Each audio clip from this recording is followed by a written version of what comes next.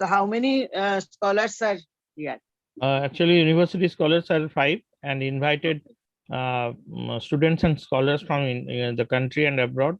Total, we are 31, including you. So that Very there good. is 29, including No, excluding you and me. approach is really good.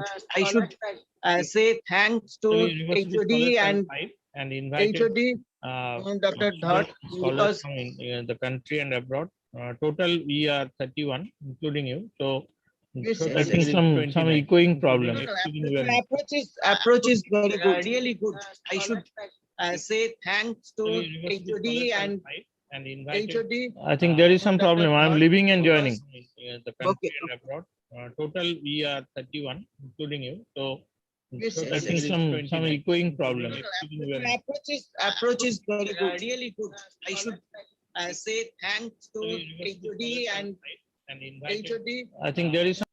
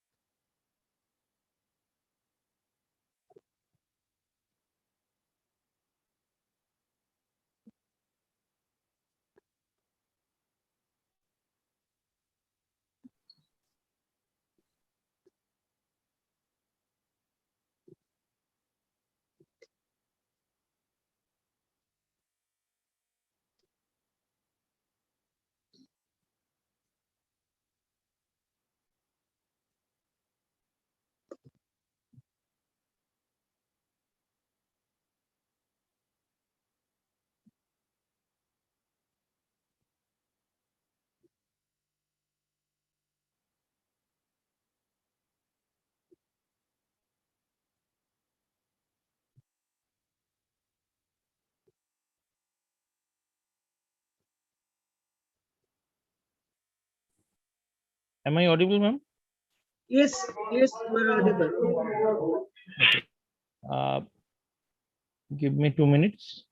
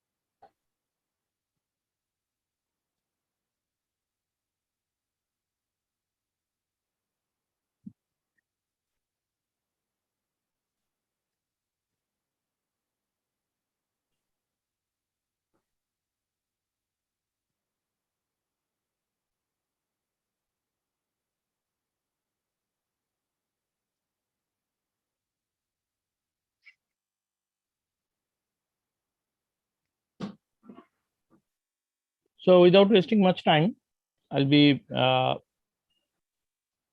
coming to our invited lecture series. I welcome you all on behalf of the Department of Commerce and Management, West Bengal State University, to the invited lecture series organized by the Department of Commerce and Management as a part of the PhD coursework.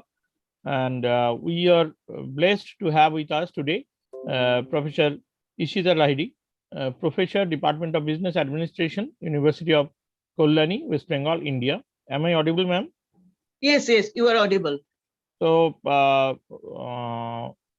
Professor Lahiri is very famous in the area of marketing research and authored so many books in Pearson Education and other eminent publishers. And now we'll listen from her regarding two very important aspects of research. One is questionnaire designing, when you have to do your research through the primary data collection. Questionnaire designing is very much important. And then after that, for data entry and data analysis, before that, it is very much important how to scale the questions and how to measure the questions. So measurement and scaling is also another important aspect. So we'll be hearing from ma'am in her expertise area. But before that, it's my humble duty to introduce the honorable guest of today. Ma'am is also not guest. She is the honorable member of the Board of Research Studies of West Bengal Department of Commerce and Management, West Bengal State University. So very much part and parcel of our research work in the department. So without wasting much time, I request I introduce Professor Lahiri in a well-fashioned manner. Dr. Isita Lahiri is a professor, Department of Business Administration, University of Kalyani, is in teaching and research since last 23 years. She has authored more than 70 research papers in the national and international journals of repute and has authored 3 books in the areas of marketing and economics, published by Pearson Education, and 10 research scholars have already received their PhD degree award under her able supervision. And she is attached with different universities and academic institutions in various academic and administrative capacities. And very brief introduction, because of humble nature, Professor Lahiri doesn't want so many words to be spoken for her, but so far we know her. She's a very humbled personality and very helpful to the researcher, and also having a great knowledge in her own domain. So without wasting much time, I'll request Professor Lahiri to come up with her very valued deliberation. And 1 minute, ma'am, I will make you a co-host so that you can share the screen on your own. And I will also help you in that. So 1 minute, ma'am.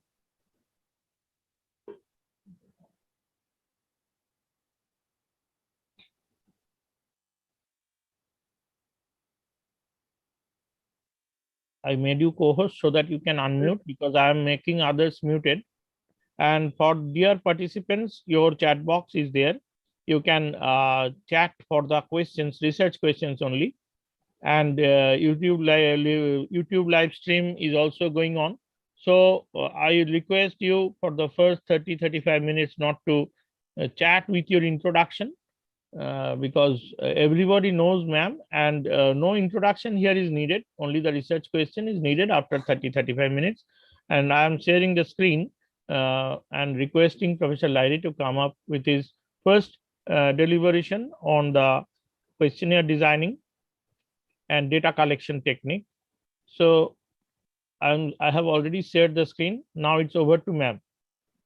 Thank you, Dr. Dhar, Head of the Department of Commerce and Management, West Bengal State University.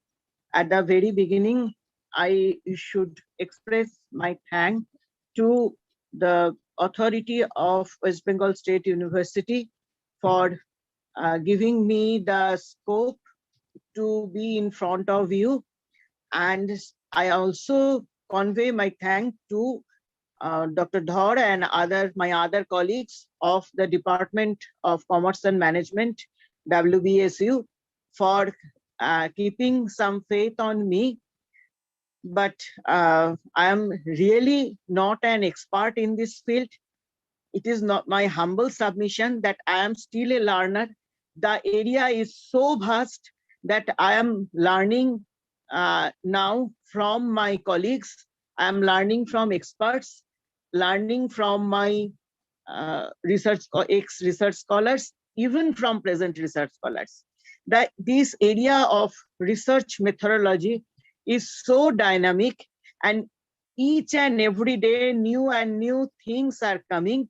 So really it's a challenging work to know what one should do. This is my feeling.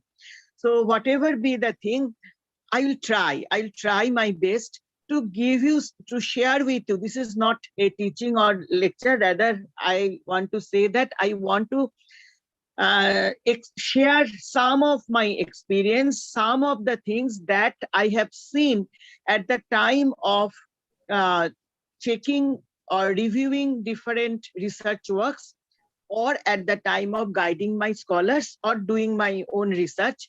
What I have felt, what I feel that if a researcher gets acquainted with, that may help them in doing their research work properly. There is, I don't know whether there is any end of this learning, that how to do my research work in the best way. So keeping these things in mind, I have chosen, when HOD contacted with me and requested me, Madam, whatever be the topic you want, you can take. I told him that if there is a scope, I can take this portion, and he happily agreed with that. Okay, ma'am, no problem. Now the question will come, why I have taken this part. I know that different eminent persons have already taken classes, and you get enlightened with what is the research process, how to analyze data. You know that thing. But sometimes some of the things we are missing. Under this situation, I thought that if one can develop the questionnaire properly, then only it is possible for them to collect the data properly. And then only we can go to the proper sample for collecting the data, and we can analyze the data. Under such situation, I feel that if some minor mistakes, what the scholars, the beginners, what I am telling, that is purely for the beginners, okay? Because those who are in this field, my learned, so many learned colleagues are here, they are well aware of all those things. But and Dr. Dhar told me that this is specially designed, this lecture series, for the beginners. So once I was a beginner, and then some common mistakes, common misunderstanding I did or we did. So I thought that if some light can be thrown, some gray areas can be taken, then probably the researchers, the beginners, may get some help. Keeping this thing in mind, I have chosen this questionnaire. I am telling you virtually what I want to do. The brief note of the outline, what I am trying to do. I will try to give you the idea about the questionnaire. Why we need questionnaire, we know that one.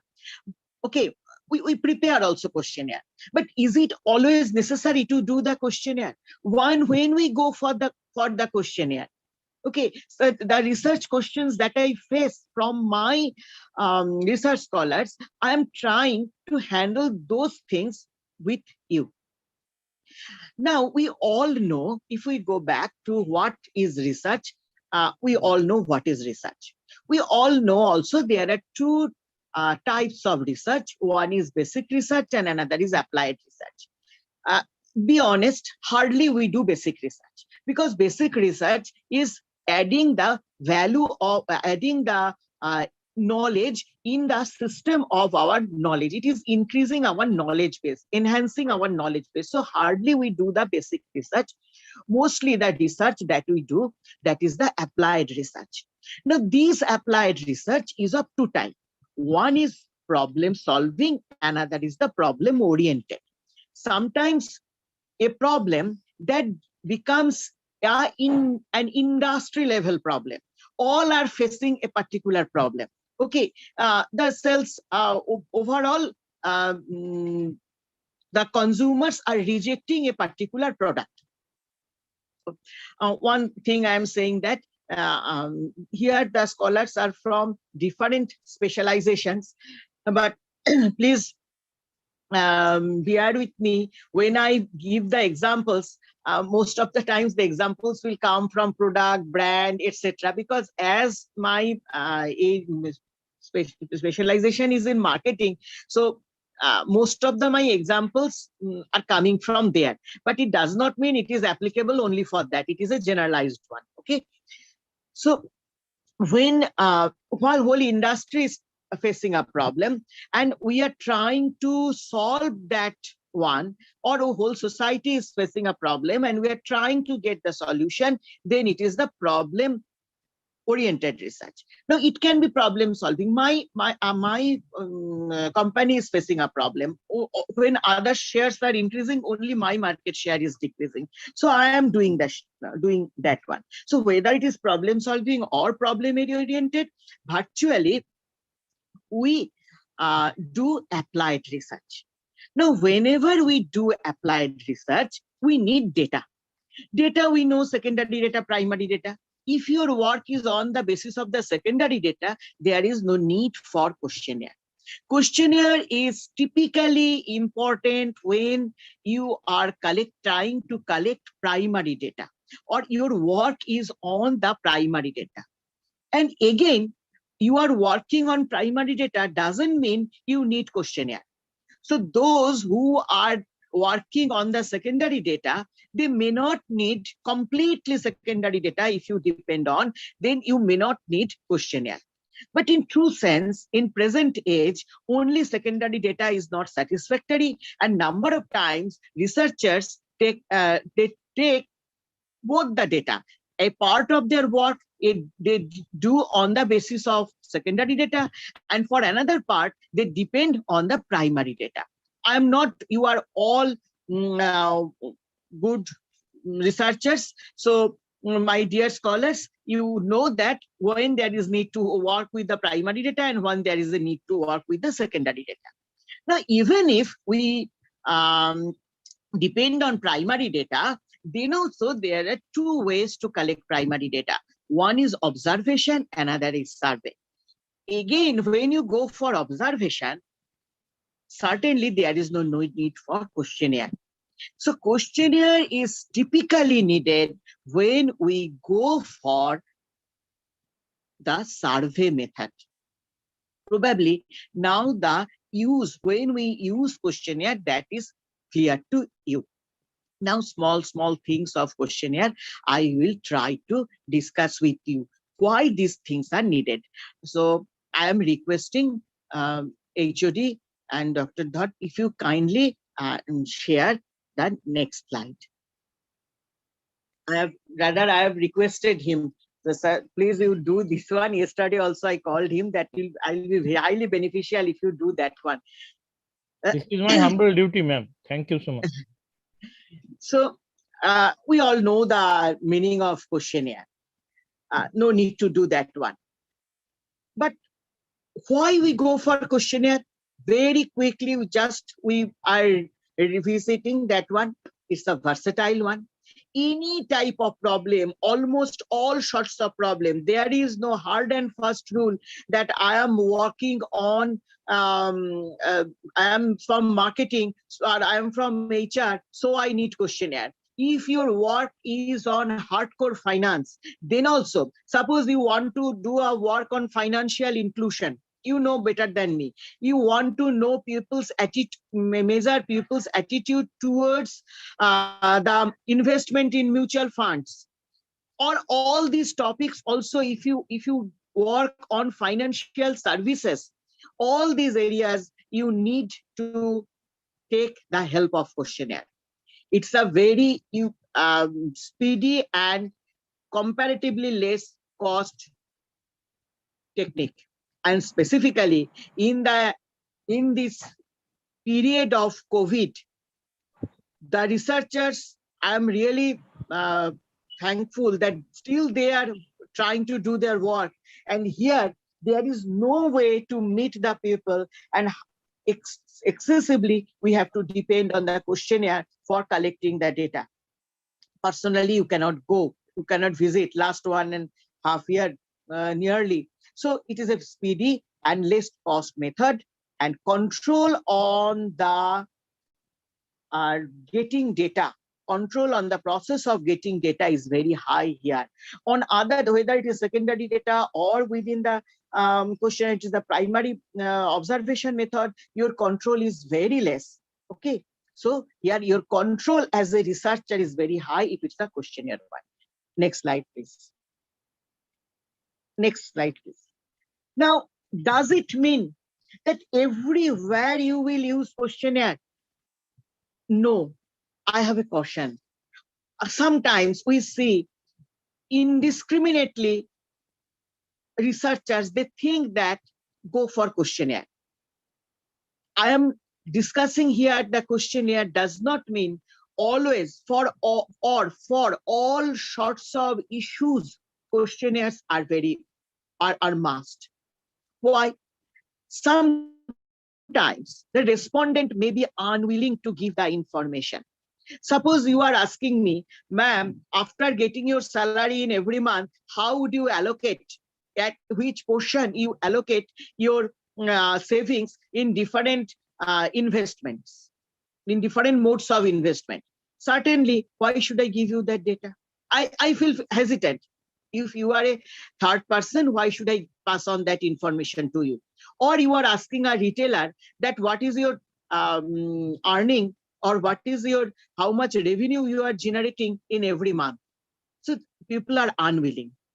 Next is that the question that you set, whether the respondent is able to answer that question. Sometimes some questions are put which the respondent is unable. So it's that inability to answer that question. Suppose you are doing a trend analysis. That is how the consumers, their purchase behavior for grocery items that is changing in last 10 years. You are want to make a trend. Nothing wrong in it. This can be a good one. But you have to think that whether for last 10 years, what is in every month my expenditure on grocery, I don't know whether or how many person can give you that data.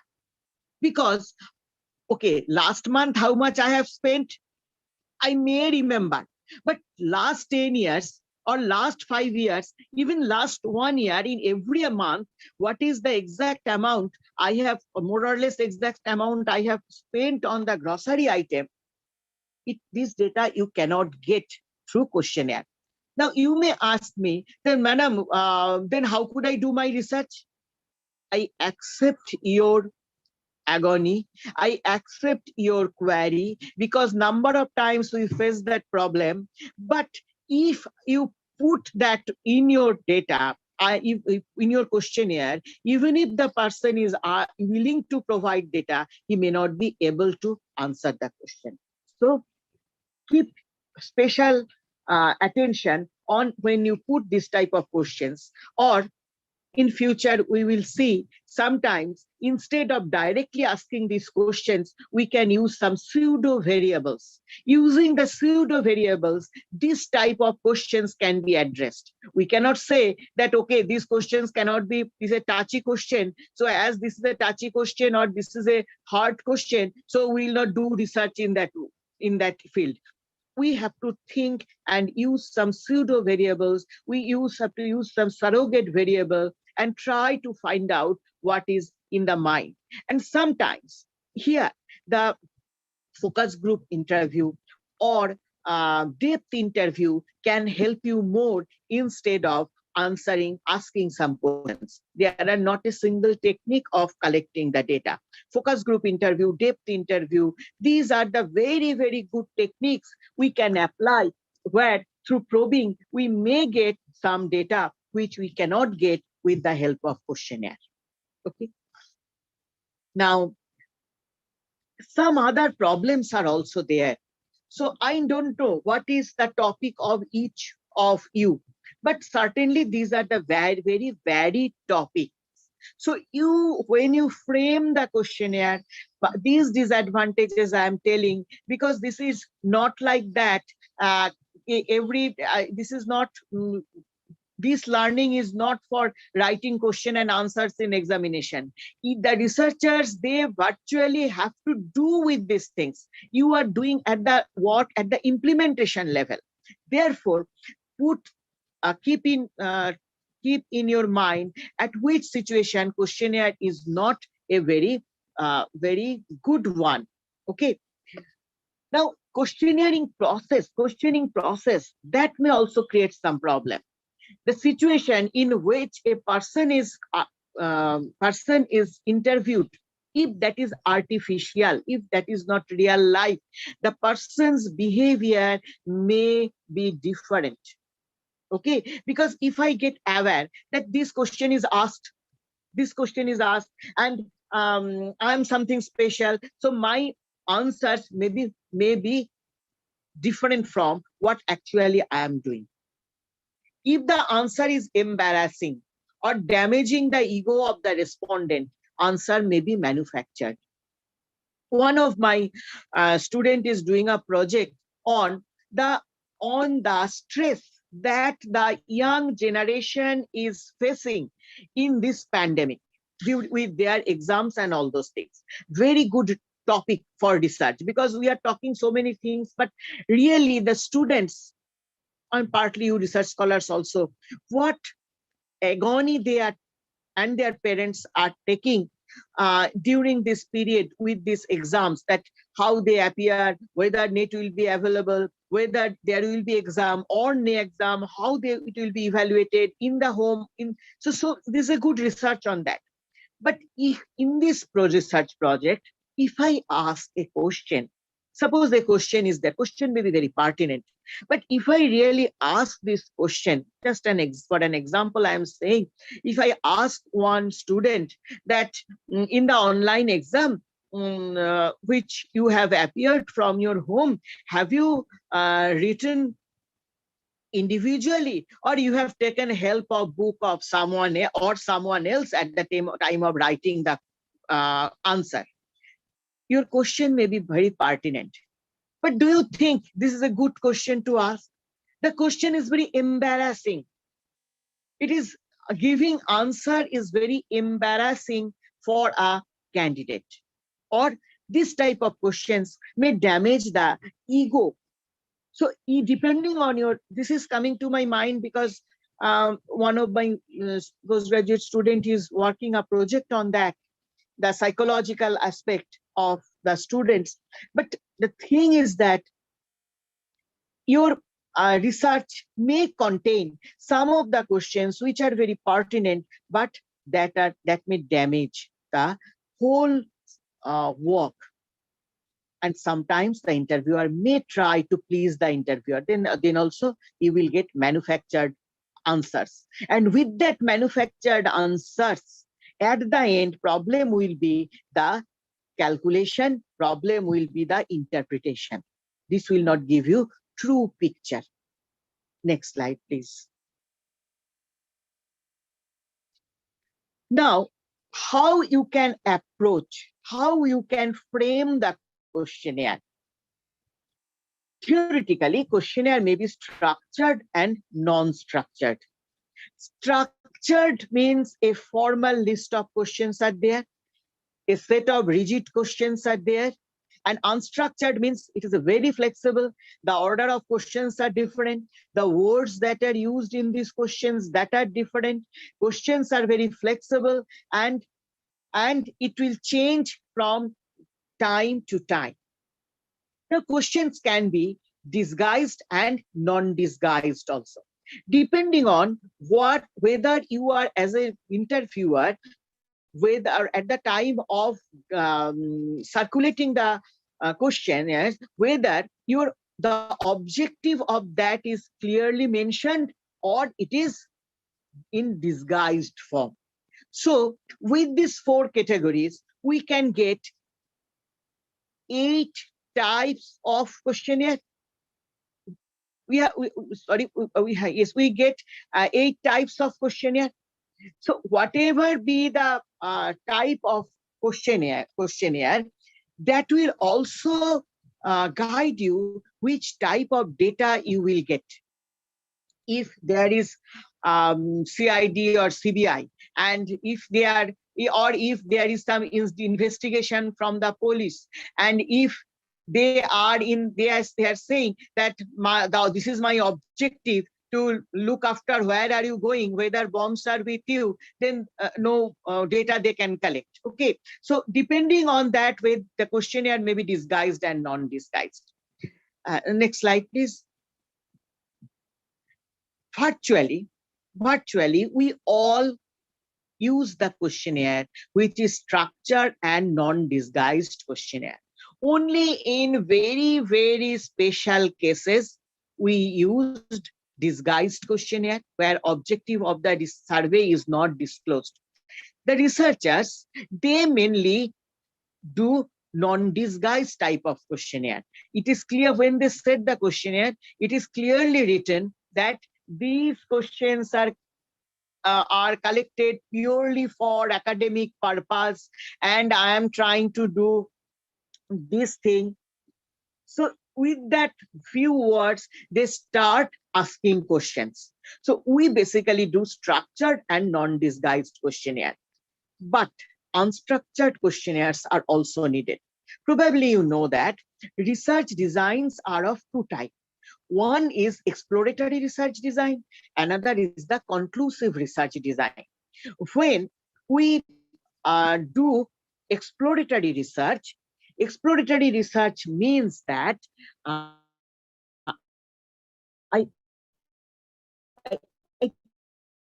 you know that still just one more. You are at zero level.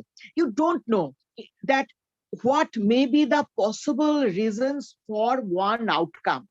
So virtually in the dark, you are searching what can be the reason, whether A is the reason or B is the reason or C is the reason. So your objective is to gather as many possible reasons as possible. So as from the dark, you are trying to get some ray of light. Therefore, you are doing exploratory research, and here making the structured questionnaire is very inappropriate. So those of you are doing exploratory research, so many researchers, they do exploratory research. That means they're trying to find out really is there any relationship between the two variables, or what are the variables that may be important. After knowing the variables that may be important, then you will do the testing and find out that what are the significant variables. But when you are searching what may be the possible variables to affect this behavior of the consumers, or this behavior of this attitude of one entity, that from the dark you are trying to get some, you are trying to develop some hypothesis. I'm not talking about testing the hypothesis. At the hypothesis development level, you all know what is the meaning of hypothesis. So at the time of developing the hypothesis, we are bound to do exploratory research. Once hypothesis we have developed, then for their testing or to reach our result, we can go for what can I say? We can go for the testing or the causal research. So for the exploratory research, you have to do the unstructured questionnaires. Depending on the nature of the topic, you have to arrange the order of your questions. You have to arrange the wordings of your questions. All questions may not be asked to all type of persons. So these things we generally do. But mostly we go for unstructured, non-disguised questionnaire. Next slide, please. Now, few things I will say that may help you. Sometimes we face a problem when we are checking, or a beginner comes to us, Madam, ki korbo? Madam, what analysis I will do? What work I will do? So, and when we are getting the thesis at the end point, the thesis which we are not getting at the beginning stage, beginners level, we get them at the bounded form. Sometimes we all the teachers are facing a thing that the student, the candidate has very rightly identified objectives, or the objectives are good enough.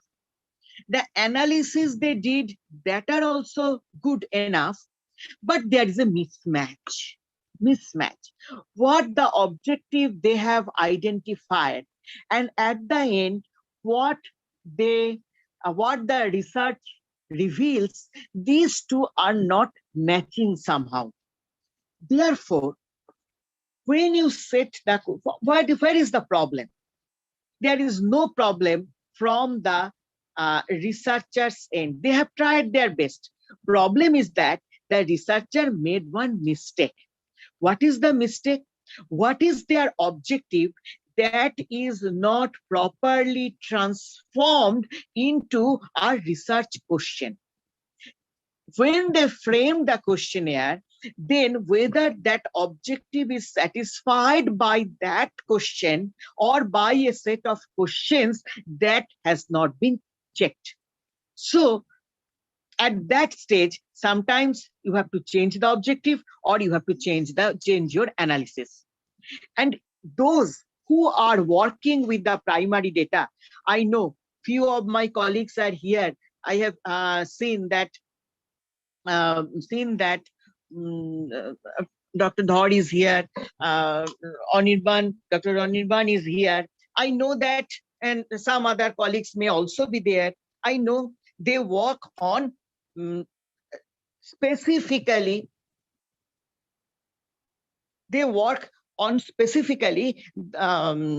different areas, but they have also worked on the with the help of the questionnaire.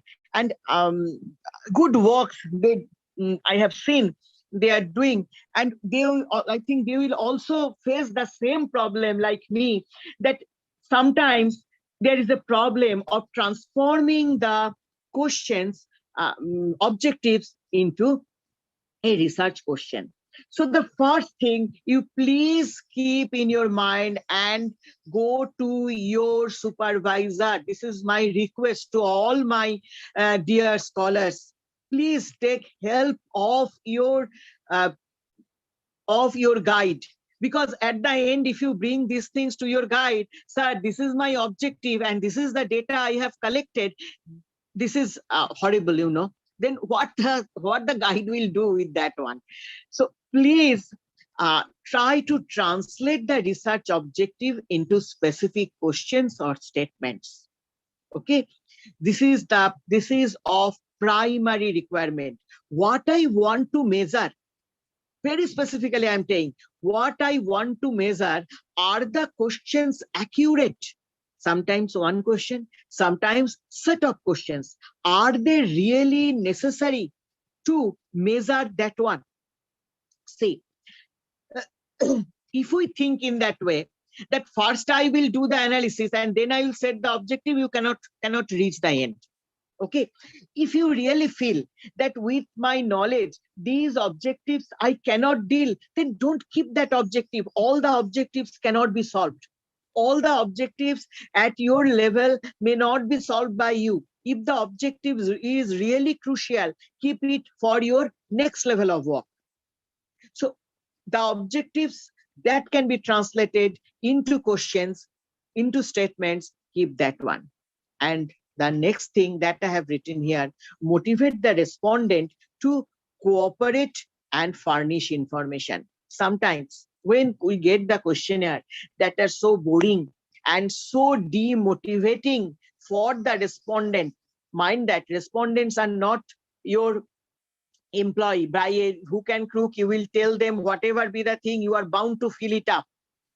It's a question of motivation. Those who are filling the questions, it's a question of motivation. So throughout the questionnaire, something may be there, so they feel motivated to furnish the information. Next. Near about 30 minutes, I'm talking. I'm really asking you question. Am I boring you? Or is it okay? My pattern of talking is that to my dear scholars, I am asking the way I am talking. If it is not okay, please inform me. Or if it is okay, Already It's good stated by going, ma'am. scholars, ma'am. Already stated that it is very informative and nice It's presentation. very good going, ma'am. Okay. Thank you Madam, so Thank much, you, ma'am. It's thank very you. nice, very ma'am. lucid, Please very Thank lucid you, continue. language, thank you. ma'am. Because Very lucid. because I am all here today. Um, uh, Generally we teach, but today the students, they are my evaluators. So if I I cannot guess me, okay, if it is my saying, my way of talking or all those things are okay, then okay, I am feeling motivated to proceed. Okay, come to this part. Madam, it is extremely useful and very interesting. Now Thank you. after, thanks a lot. Now And to let me inform you, there are lots of participants, not only from West Bengal, but from different eminent higher education institutions from India and abroad, and they are enjoying. Please carry on, madam. it's my pleasure. Now the type of next question is that for which purpose you are framing the questions, that are also very important. We know that after framing the questionnaire, we will go to take the interview of the respondents. Now, where you go to take the interview, we know that there are different ways through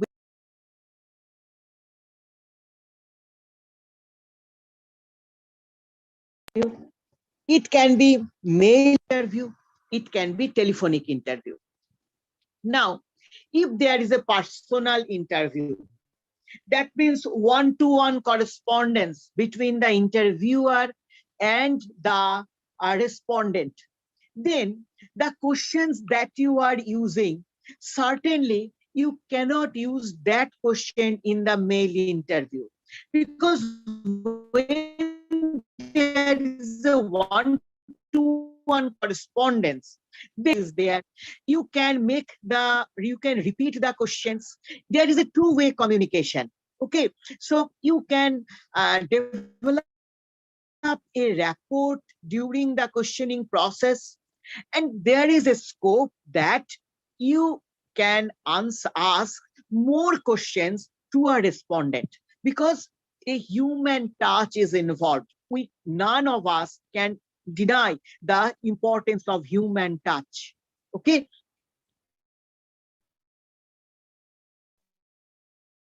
that thing is completely absent in mail interview. In the mailer, not present what the person is doing, you are completely ignorant. Whether that person is feeling or someone else on behalf of him or her is feeling that one, you don't know.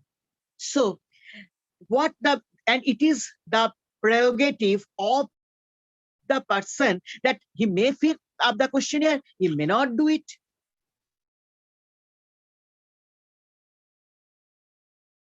Therefore, the question, that wordings, that phrases, they may not be good enough in mail interview. So many times I have seen that students prepare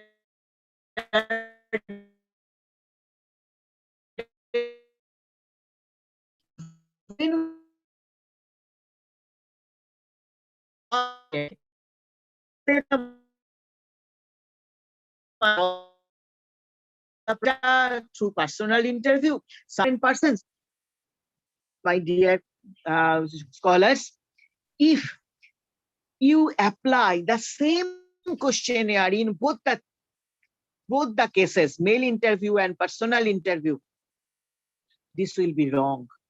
This will be wrong.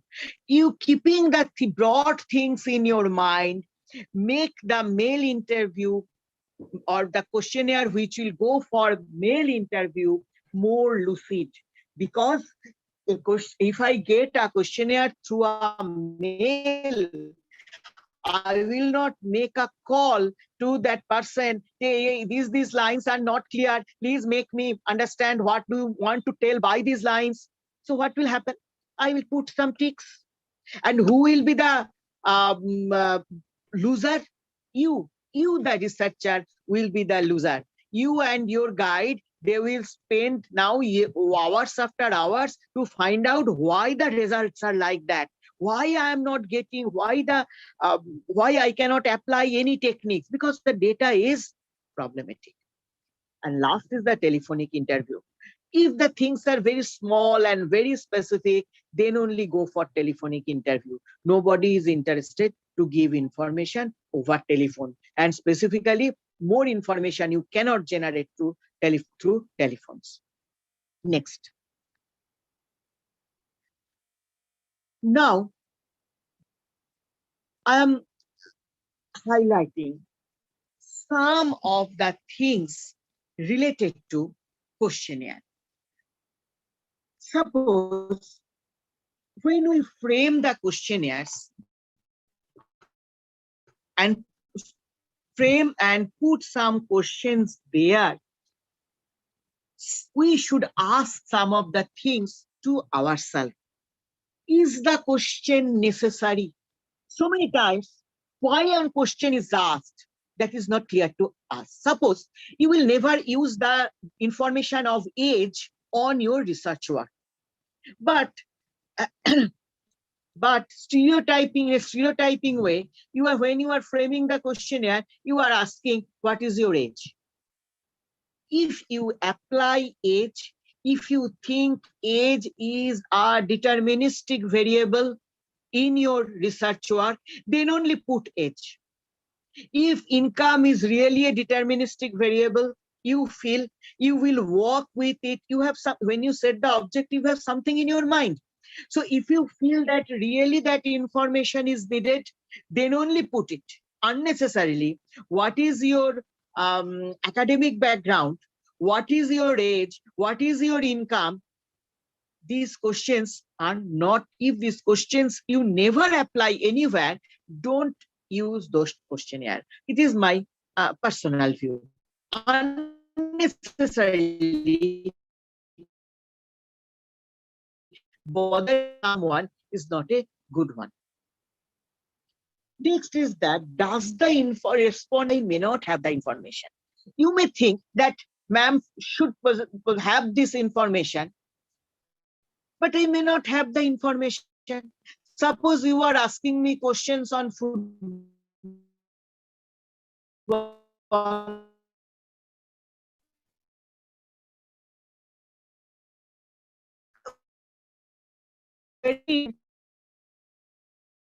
What is going on Germany with football? On the basis of your perception, you don't think that 3 more teachers of this university answered this question, so I can also answer, I'll have that information. May not be true. Will the respondent give the information? This is also very important. Already we have said earlier. Will the respondent have to do a lot of work to get the information?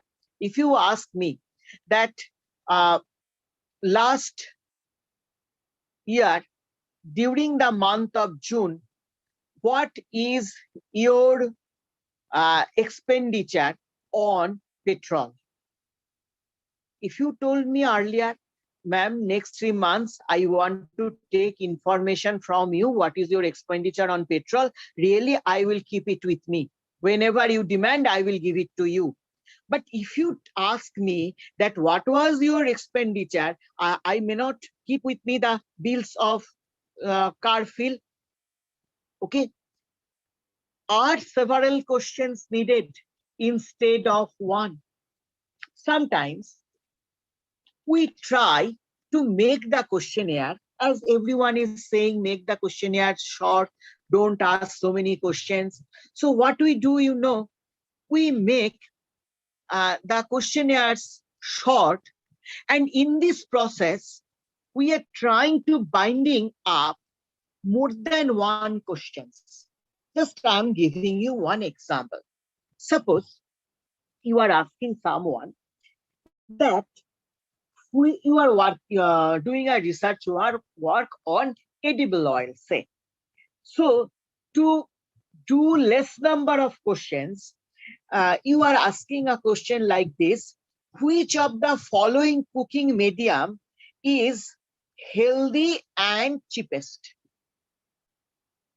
Is most healthy and cheapest? You just think from respondent point of view, how tough it is to answer. Suppose the options are Imami, Engine, Ganesh, uh, Dhara. This type of 4 options are there. It be possible that Dhara, according to me, is healthiest, and say Bullet, another is the cheapest. So where should I put? Most healthy and the cheapest one may not be the same option.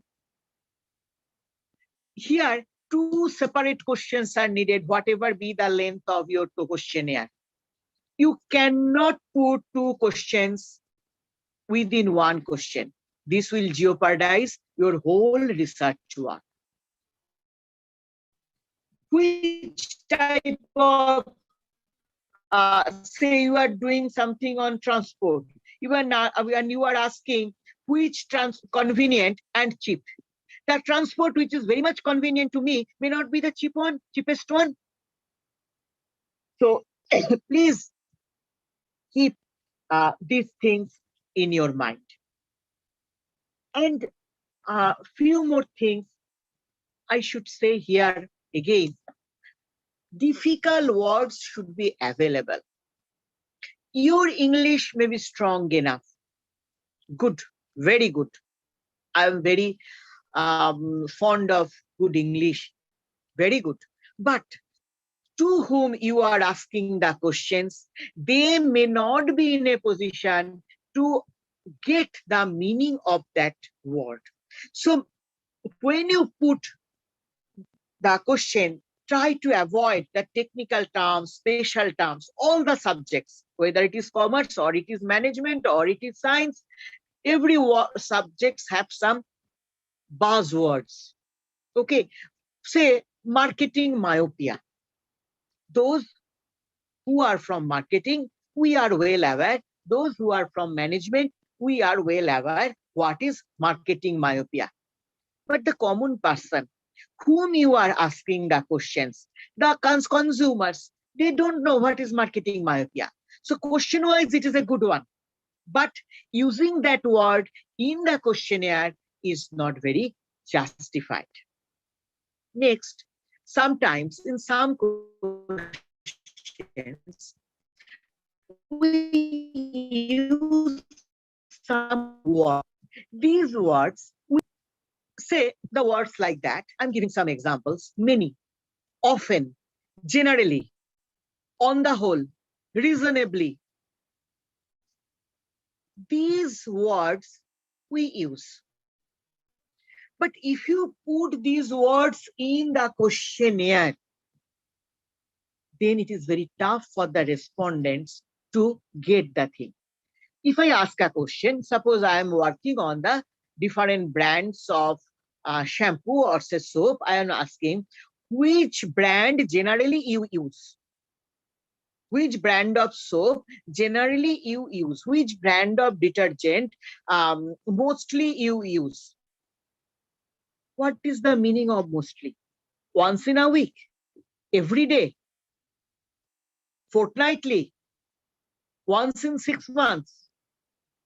The word frequent, word often, the word many, for me 100 may be many, for you 1 lakh may be many, for someone 1 crore may indicate many. What is many? What is generally? What is on the whole? Dear scholars, please don't put this question that which brand generally you use. If you really want to get the word, you specifically mention in your last purchase, in the last month, or how many times you have purchased it in the last 1 year. In any way, depending on the question that you are putting in the questionnaire, you decide, you make it very clear, so that I can very easily put my answer. Now, another thing which you please keep in your mind, that sometimes we are using a question without frame of reference. Very number of times I got the question that the researcher is asking, are you satisfied with this brand? Are you satisfied with this product? Are you satisfied with this with this service? Suppose you are working with something on the tour management, okay, and you are asking that, are you satisfied with your tour agent? What does it mean? Without frame of reference, this is your word. When you are asking this question, are you satisfied? Satisfied in terms of price, satisfied in terms of convenience, satisfied in terms of any other parameter. If I ask you, are you satisfied with your job? I may be satisfied in terms of money. I may not be satisfied in terms of work environment. I may be satisfied with work environment. I may not be satisfied with the scope of future research.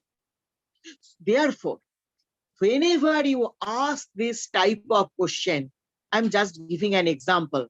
Are you satisfied with this brand? Please give the frame of reference. In which parameter, on the basis of which parameter you are asking your level of satisfaction. Otherwise, only satisfaction does not mean anything.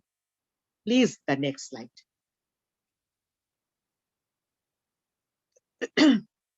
Now, determine the type of question to be used. There's a typographical error. I'm extremely sorry. Determine the type of question to be used. We all know that there are three types of questions. There may be open questions, there may be multiple choice question, and dichotomous question. My request is that keep these dichotomous questions as much less as possible. Dichotomous means only yes and no. If and only if this yes or no helps you to segregate the customers, or sorry, better to say respondents, in two groups on which you will do your further work, then only put dichotomous question. Otherwise, dichotomous question gives us nothing. And when dichotomous question is a must, then only put the dichotomous questions. Sometimes, for some questions, we feel it is dichotomous, it may not be dichotomous. Suppose if I ask the question that, would you do online purchase?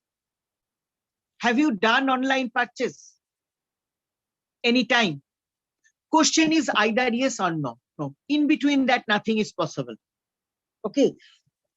Either I have done online purchase in my life or I have not done online purchase. So here, dichotomous question is appropriate. But if you ask the question, do you like to watch web series? Here, you may feel, madam, yes, here also, either I like or I dislike. No, dear. This answer is not that easy, because I have not asked, have you ever watched web series? Then yes and no is good. But I have asked, do you like to watch? The words are so important in a questionnaire, in a question. The very moment I put the term like, no more it is a dichotomous question. It can be yes, certainly. Answer can be no, certainly. And in between that two, there may be an answer neither like or dislike. Another option may be there. I may say, in the lockdown, I have too much time in my hand. So though I am neither liking or disliking, just as the time passed, I am watching it. This can be a group of people also. They are watching it without any special preference to web series. So here, though we feel dichotomous question is very good, but dichotomous question is not good at all. It is a multiple choice question, and even more classification of the answers that we can put in this head. If we go back to open questions, these questions are preferred when the researcher is interested to know what is at the topmost level in the mind of the consumers. Problem of the some we put open questions. We all the researchers we put some open questions, but the problem of open questions are that it is very tough to get the inner full meaning or to jot down the answers received. So whenever you need some suggestions, only then open questions are good. Only when you are trying to get the insight about a particular problem, then open-ended questions are good. But too much open-ended questions create problem for both the researcher and the respondent. And the last one is the multiple choice question. Mostly we use multiple choice questions. Okay. Next is the decide on the wordings of the questions. This is also very, very important.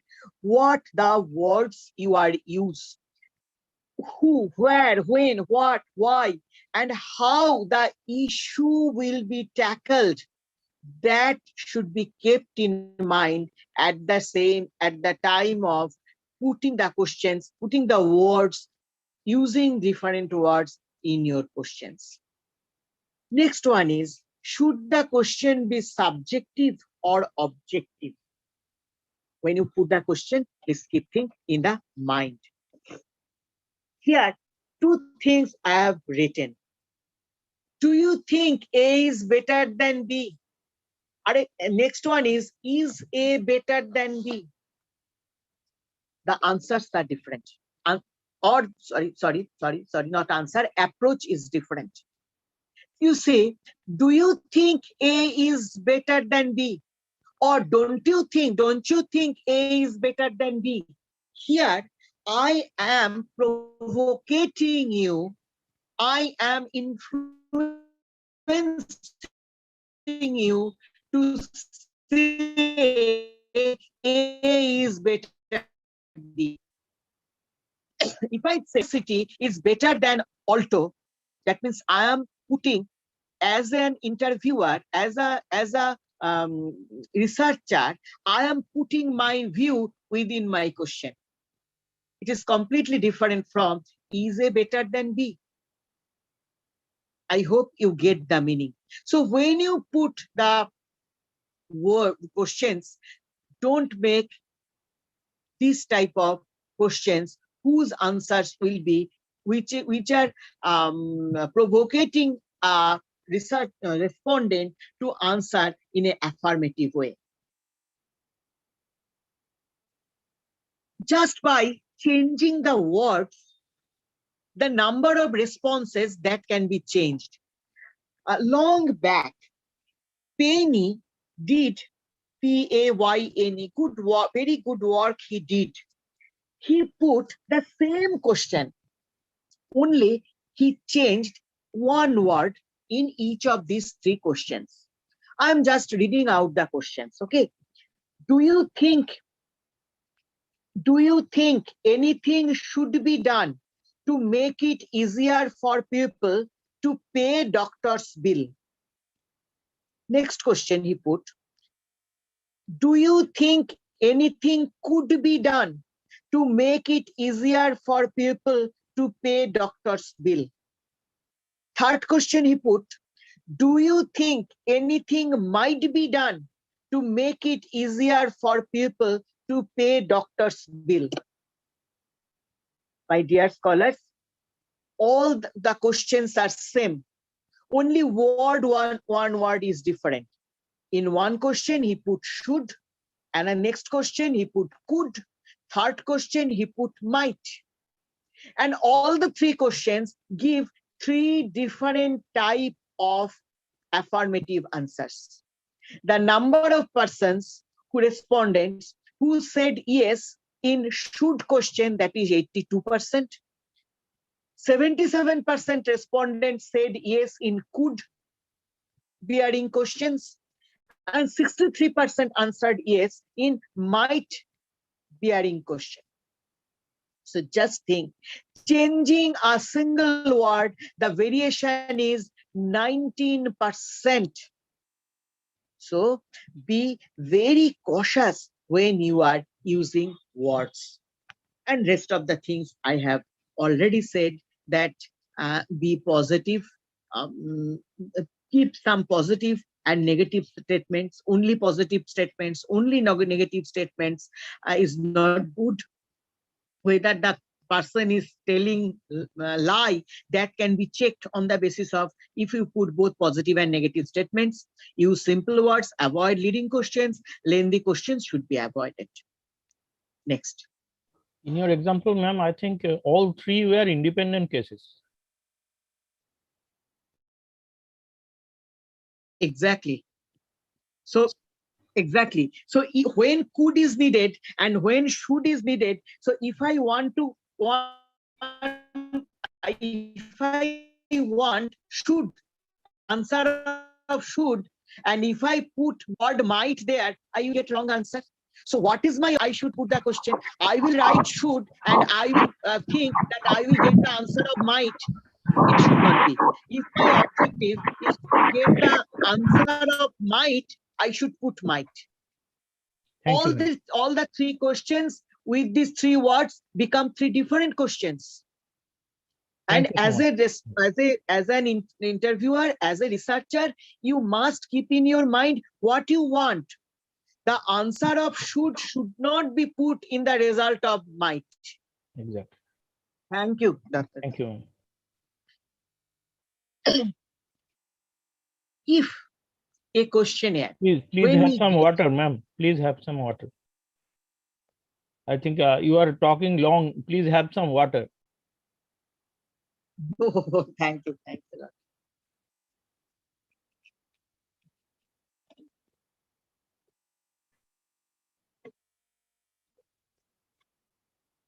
Actually, I'm talking very loudly. Sometimes most of the times I forgot that I am not in a class. I am in the front of, in our online mode. Here, no need to be that much loud.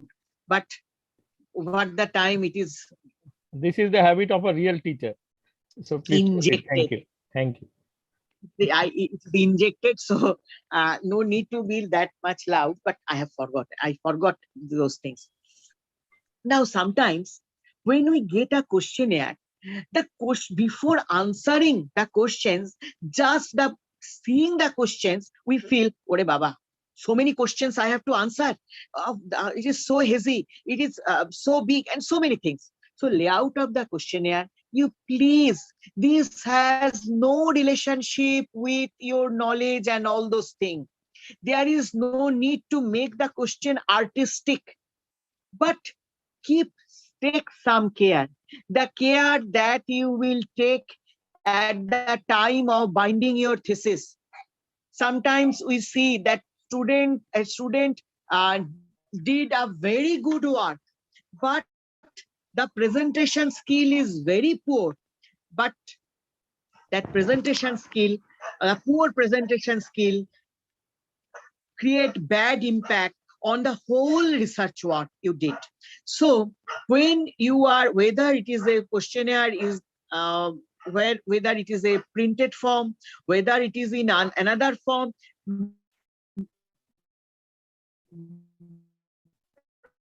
make it too many questions on one page is not good. The points which you need to give emphasis, please make them bold or underlined. And if it is a printing questionnaire, please put proper quality of the paper. If I try to mark with my pen, and if I observe that it is leaking, okay, so it is putting impression on the next page, then it is not a good one. Next.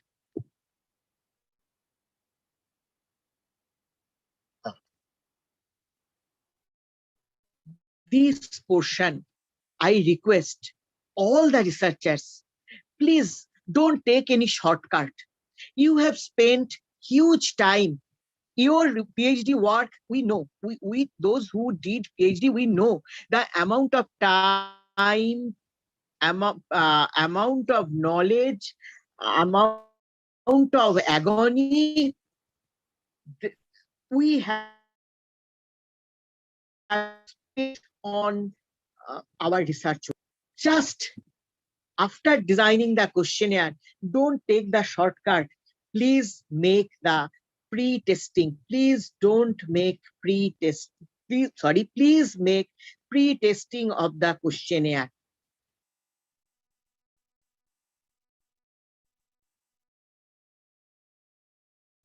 If you search a group of person, it is a check whether you have done the questionnaire properly or not. Whether your wordings are good, you will get good feedback. Believe, take it from me.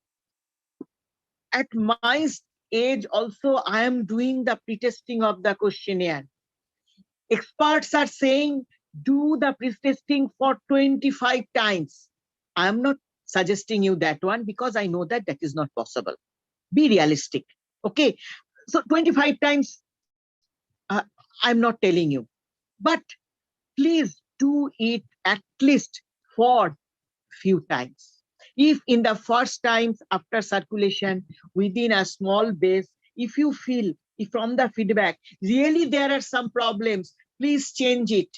With a wrong questionnaire, if you proceed, you don't know what horrible situation you can face after getting the data. You just will be in the soup with that data. So please do the pre-testing. It will help you to find out persons. Are you circulating the question to the proper sample group? That knowledge will also you get. Okay. A very lucid example. I'm doing suppose I'm doing a survey. My target, you know, the difference between the target audience and the target customers. So many times it may be possible that target group of consumers and the target group of audience that are different. Who will purchase? They may not be the user of the product. So to whom to go? To collect that questionnaire, to collect the data, to circulate that questionnaire. That insight may be received by circulating a questionnaire. Next.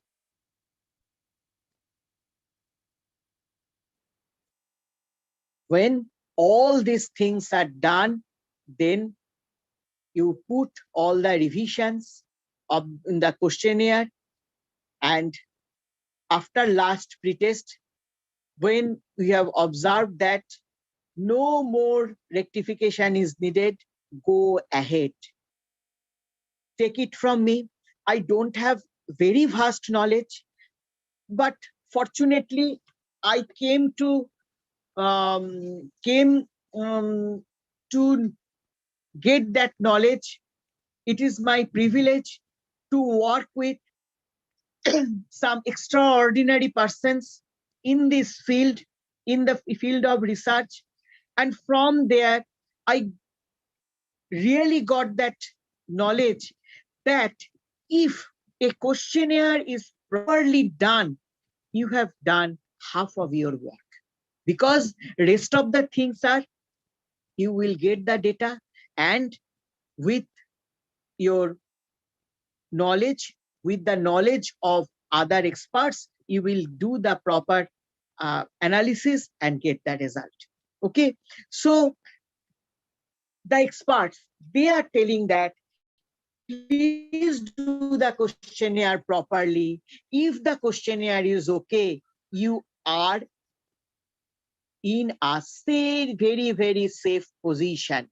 Very safe position. But if you make the mistakes, if you may bring mistakes in bringing the bricks you use, whatever be the cement you use, color you use, it will be a problem. So, my dear researchers, please, please bring your bricks. It may take time. I know how tough it is to develop a questionnaire. It's just like an ocean. From there, from that ocean, we are just thinking that whether I can develop proper questions. So in that, but please give some time there. Once you develop a questionnaire, half of your job is over. This is all about from my side on the questionnaire part. Head has already given it to your Google Classroom group. Just for you, I have 2 more slides are here. You will get it from there. Short things on mail questionnaire is here. There, I am not going there because I have some intention to talk about the scaling. So with this, I am closing the part of questionnaire. Now, thank you so much, ma'am, for your very lucid presentation. And I think every aspect of preparing questionnaire, including types of questions, how to administer, how to use the language part, everything is told very clearly. And now I'll request the researchers and the participants present here. Lots of eminent persons and senior persons are also present. Our departmental colleagues like Dr. Kiranjit Seth, Dr. Anirban Sarkar, Dr. Ranjan Kumar Gupta, Dr. Ashok Mondal, and senior professors like Professor Gautam Mitra, and eminent personalities like Dr. Rajkumar, Dr. Anita from different parts of the country and abroad also are present. So I think, ma'am, 2 questions we are having. One question is from Dr. Rajkumar. He wants to get clarification. What is the leading question? Yes, please. What is the leading question he wants to Thank you, ask? sir. Yes, you can ask directly, Dr. Rajkumar. Leading, yes. Leading questions, what I have said, that some questions are of that type that you are forcing someone to answer in a positive way. Suppose I want to get positive impact about my product.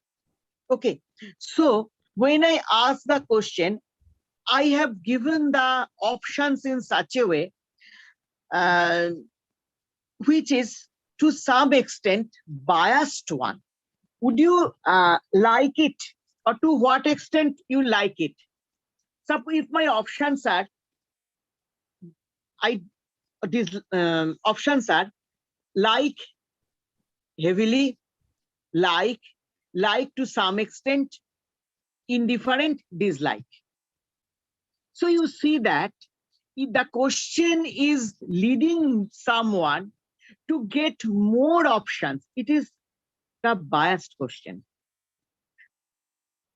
If it is a non-biased question, unbiased question, then the options should be same in both the areas, both the domains.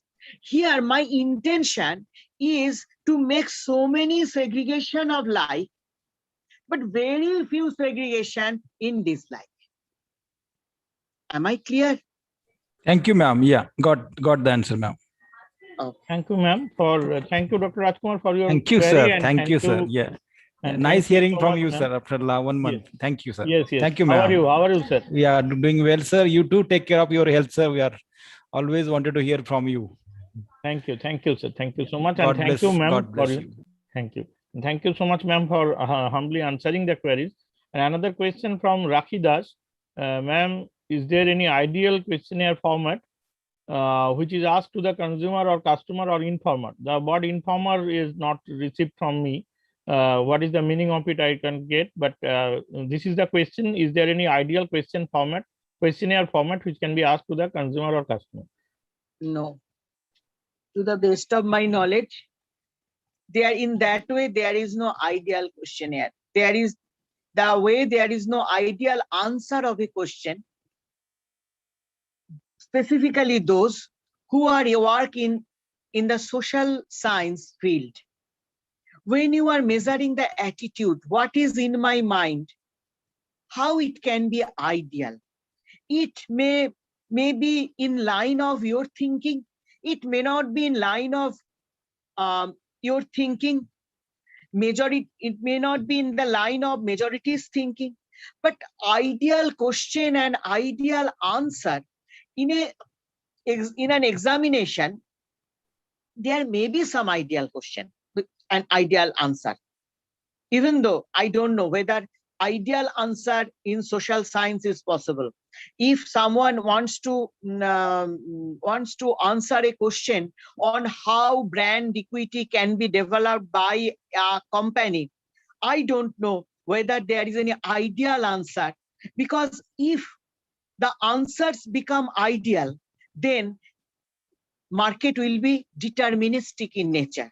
No companies will face any problem, because if it is machine generated, if ideal means nothing can be good, nothing can be better than that.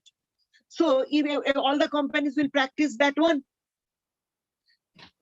it is very tough to reach ideal. And I don't know whether ideal questionnaire can be developed. Who will give me the guarantee here that this is the ideal one? Ideal question you cannot do. So we can make certain checks. That checks what I have said earlier, that the objective that I set, whether my questions are capable to take care of that objective. Maximum we can do that one. Whether be the subject, whether it is philosophy or history or commerce and management, with social science, psychology, getting ideal is very tough. As we human beings, we are doing the questionnaire, and none of us have the perfect knowledge about the environment. Environment is changing every day. The respondents' behavior is changing every day. So how could I prepare the ideal question? Exactly. I Exactly, have ma'am. made some clarification. That's the great answer. I think nothing is spoon-fed in research, and questionnaire is not also spoon-fed. So everything will be coming out of literature review, and it is an ongoing process. Questionnaire will be developed on that, rightly answered by ma'am. And I'll request you to take 1-2 minutes break. But before that, one observation from Professor Gautam Mitra from University of Burdwan. Sir said that I have responded to so many questionnaires in my lifetime, but without any incentive. So this is his observation.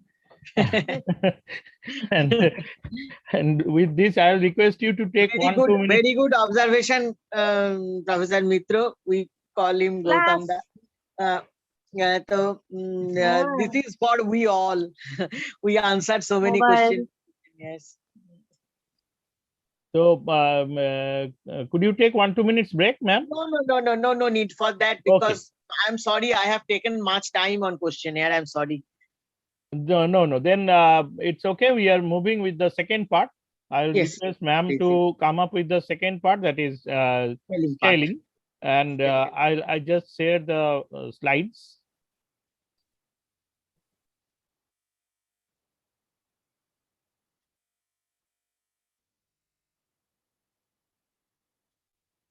So now I request Professor Lahiri to come up with the second part, that is scaling techniques. Scaling.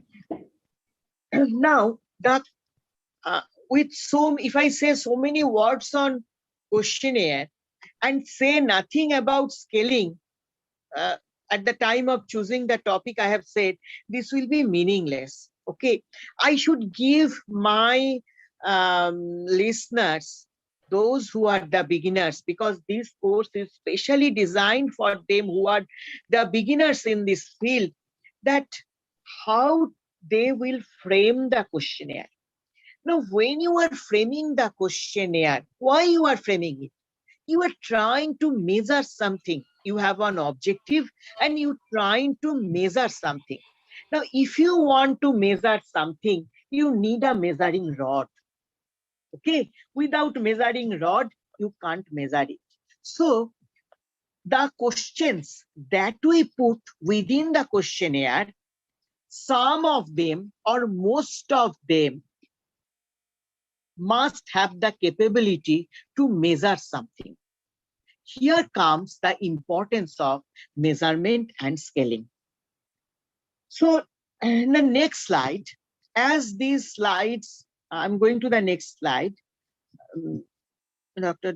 Dhot, please, the next slide. Before the last one, yes, this one. I know that these PPT will be with you.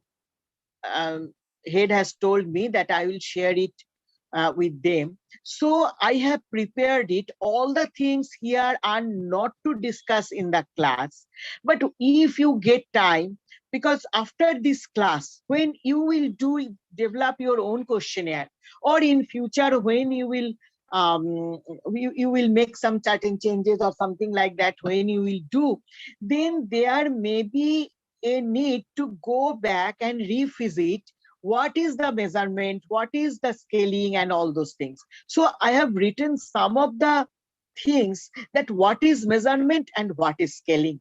In first two slides, just I have tried to give you the idea what is measurement and what is scaling. Okay.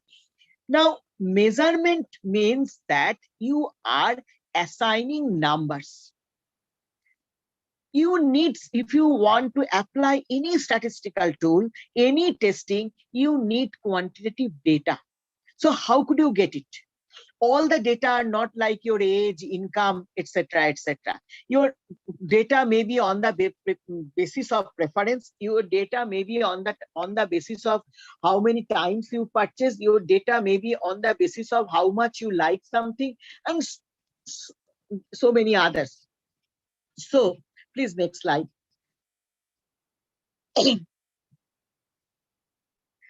So if we consider a departmental store, the whole Calcutta and outskirts, so many departmental stores are there. And what is people's attitude? Generally, the scales that I will try to say here are trying to measure the attitude of the respondents. It is very tough, we know, to know about what is going on in the mind of the consumers, mind of the respondents, better to say. So if I want to know their attitude on the basis of certain parameters of the respondents about the departmental stores, then we can divide the attitude from 1 to 100. In reality, 1 to 100 we are not making, we are making comparatively a narrower scale. But 1 to 100, I can divide it, that 1 means very unfavorable, extremely unfavorable, and 100 means very unfavorable. And in this, when I put the question in this continuum, it becomes a scale. And each and every respondent is measured, each and every respondent's answer regarding his or her attitude towards shopping in departmental store will give me a measurement. You may say 5, 30 may say 5, 40 may say 2, 3 may say 100. So this is the relation between scaling and measurement. I will, at the end, I will give you some scales with the help of which, putting some questions, I will try to make it clear how, by setting a scale, we can measure the attitude of the consumers. Next slide, please. Every scale must possess certain characteristics. There is a question of distance. Okay, It means that the absolute difference between the scale descriptors are known and may be expressed in units. Every scale may have a origin, may not have a origin. These are the total number of characteristics of a scale may be. Fortunately, all the scales must have descriptions. And again, some of the scales may have order, may not have order. These are the characteristics. Apart from descriptions, other three characteristics, that is origin, distance, and order, may be within a scale, may not be within a scale. So more features a scale possesses, more is the qualitatively, we can say, better the scale is. But it does not mean always you have to use a better scale. Always you cannot use a better scale. So we are going to the next slide.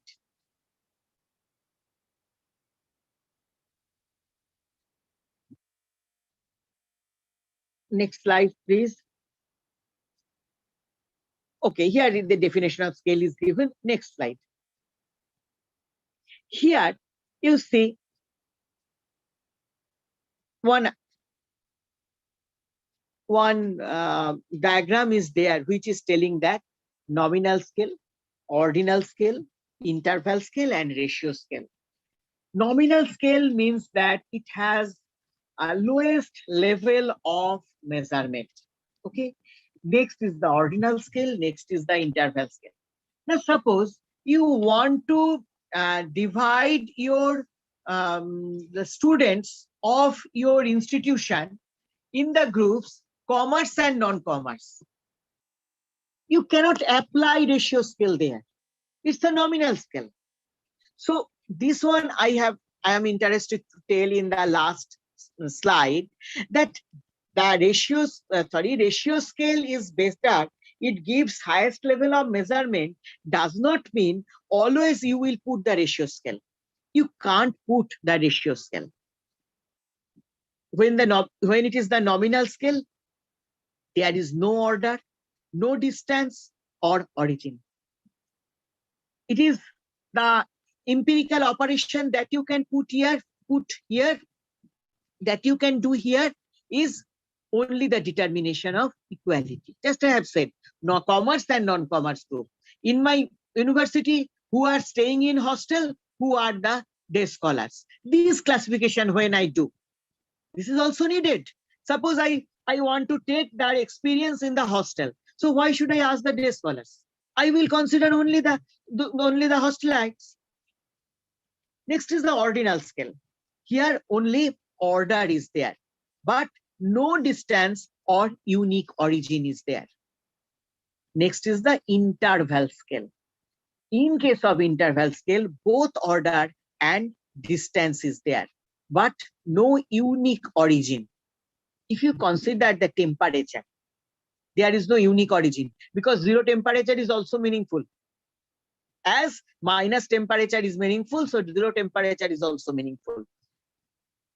And last is that ratio scale, which has order, distance, and unique origin. Okay. Why ratio scale is a good one, or what is the importance of ratio scale? Importance of ratio scale is there because is that we make so many statistical operations. You will learn in your coursework, I believe. Already, I have seen yesterday's class. It has been started. Different statistical operations you do. If the scale is not in ratio format, there are a number of statistical techniques that there which we cannot apply. Next slide, please. Here, I will not go in details of this. Okay. Next 4 slides, I have specifically given the features of different scales. In your leisure time, you please go through these things. In a very nutshell, I have tried my best that which are the things can be measured with the help of these scales. What are the things to be made in nominal scale?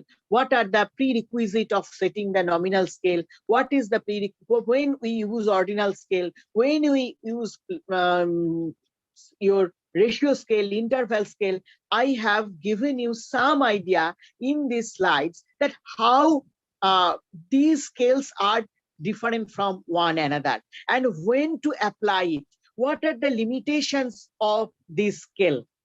Each of these scales have some limitations and when to which one to apply at which time. This also I have tried to write within one slide. This may be helpful for you. Dr. Dhar, I am requesting you to skip this nominal scale or these slides, this nominal scale, ordinal scale. I think 4 slides are there. Here you will get, with example, I have tried to write how the ordinal scales are getting. The rank 1, 2, 3, 4, these are the ordinal scales. Okay, when to use it? Next. Now, how to write the interval scales? Strongly, when we take question, I make the number of options, say 5, 6, or 7 options I am giving. Strongly agree, agree, neither disagree, or agree, agreed, strongly agreeing. These when I am putting this one, this we can call as an interval scale. Next.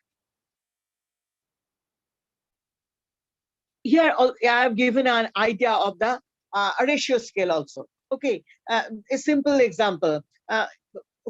If I put money and if it is said that it will be doubled in 5 years, then whether I put 5 rupees or I put 50 crores, it will be doubled in, say, not 5 years, say 10 years or whatever be the thing. Okay, so this ratio scale maintains this one. Next. Here, a snapshot, a quick revisit of a comparative study of all the scales are giving here for the beginners that may help them if they have any query arises in future. Next. These are all the preliminary things. Now the scaling techniques, we divided it in 2 broad headings: comparative scales and non-comparative scales. Under the comparative scales, we get paired comparison, rank order, and constant sum. I'll try my best to give you some idea how to frame these scales.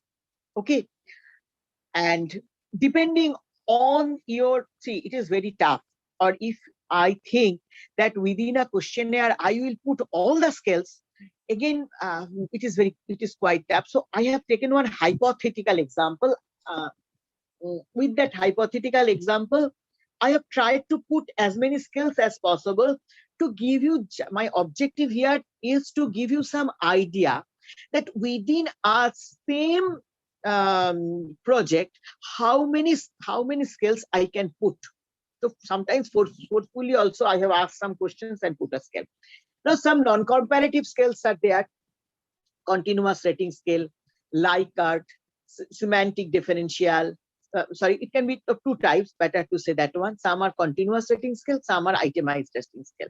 Within the itemized rating scales, we get Likert, semantic, staple. There are so many other types of scales with the help of which you can measure your question. You can measure. I have restricted my discussion among these scales which are very, very widely available. For example, Likert. Without Likert, hardly we proceed. In a questionnaire, you see that you will get the Likert scale whenever you frame the questionnaire. Please, next slide. Already I have said this one, so please, next slide. Next is the paired comparison scaling. In the rank order scales, suppose you are asked to rank 10 brands. Our brain has a capacity, rank order scale, and if 10 options are there, it is very tough to compare the 10 things at a time. Human brain is not that, what can I say, that much sophisticated. The people like us, I'm not talking about the great people, we the common people, hardly at a time I can compare 10, that which one is good and which one is next to good, what in that way 10 ranking we can do. So a better way of getting result is paired comparison scaling.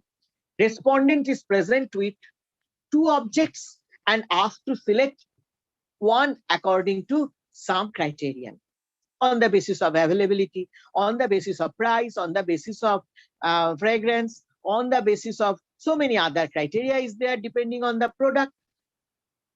At a time, only 2 you are considering. Compare between A and B is easier than comparing at a time between A to Z. So there is a paired comparison scaling. Next.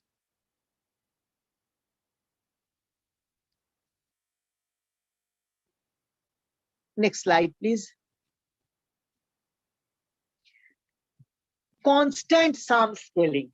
Sometimes, if the question is of that type, that if you have 24 hours for your work, how would you distribute your 24 hours in different works that you are doing? Got my point? If I have 1,000 rupees in your hand, then given the options, purchase of books, purchase of food, purchase of entertainment, etc., etc., few options are given. How would you spend your 1,000 rupees? So when at the end, the total is given by me and you are allocating it among the different options given, then it is a constant sum scale. Then it is a constant sum scale. Got my point? Sometimes it is needed. As a manager, how you spend your time. Managers are doing lot many works. Teachers are doing lot many works. So how much time you want to know how much time I am giving on preparation, how much time I am giving on checking the copies, research, etc., etc., teaching, and simply I'm taking leisure, I'm watching movies. So when you are doing that one, 24 hours is fixed for we all. That is the constant sum scaling. Now you have to decide that for your question, whether constant sum scale is needed or a paired comparison is needed. No machine can tell you that yes, Mr. X, you go for constant sum scaling. No, keeping in mind the question that you are asking, the answers that are needed by you, you have to decide which scale is needed by you. Next slide, please. Continuous rating scale. For some of the issues, we need continuous rating scale. Say, suppose in some measurement, even points after the decimal are also important. College Service Commission, glaring example. Okay. Or any competitive exams. Points after decimals are also important. So that is a continuous rating scale. If you want that your objective is such where you need a continuous information, continuous rating, each and every point is important, then you have to go for continuous rating scale. Next. The very, very important scale, already I have said, the Likert scale. Extremely popular.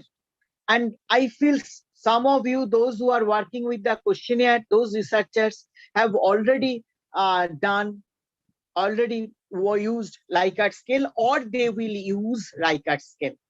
Number of options, there is a statement, and either you, each and every statement that you put, either you agree or you disagree, or you have a, better to say in a more generalized way, either you have favorable attitude or unfavorable attitude, and we have make certain options, and this must be balanced one. Generally use 7 or 5. After getting the data from Likert scale, then we go for different other techniques that we may apply for it. Next. Semantic differential scale. Sometimes I want to need a picture, a comparative picture of the number of brands available. See, there are, I have taken 6 brands of shampoo, 6 brands of edible oil, 6 brands of car, whatever be the case. Now, how I evaluate these 6 brands? On the basis of certain dimensions.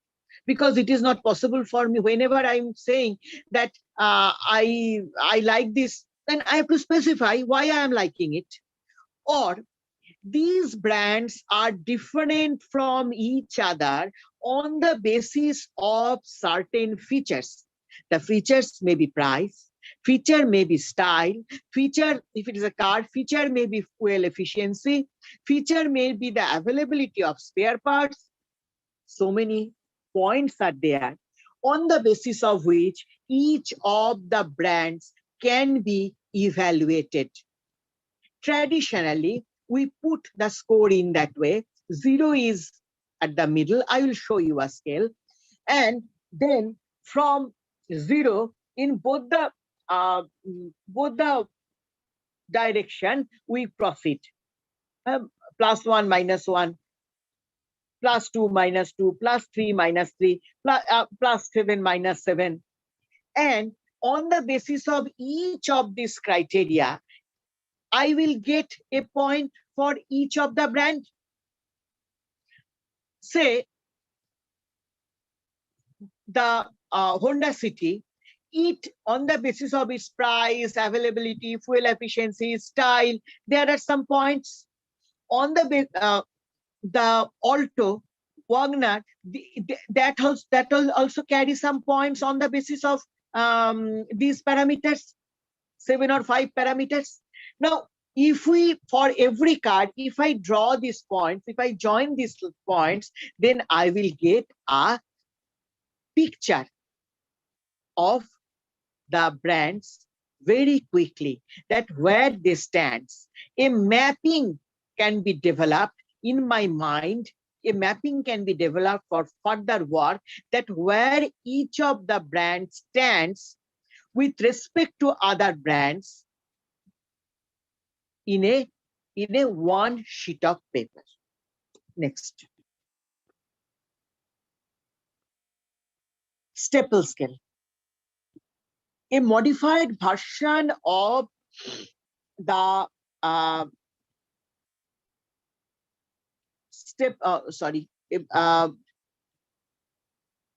modified version of the semantic scale is the staple scale.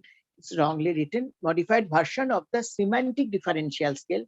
Instead of taking all these attributes, if I take one attribute at a time, and on the basis of each attribute, this plus minus, if I do plus, I take only wide, I take only availability. Then I put it +1, -1, +2, -2, +3, -3. In that way, if I put, then I will get a whole continuum, and it is the stable scale. Next. Here is an example of stepple scale. It measures both direction and intensity of aptitude. Say there is a departmental store X, and I am asking, the parameter is given white selection. Okay, now you may put 1 plus 1, I may put -3. So it is on the basis of the departmental store, this particular, on the basis of this selection, white selection, whether they have white selection or not, I can make the scale. This is the staple scale. Next.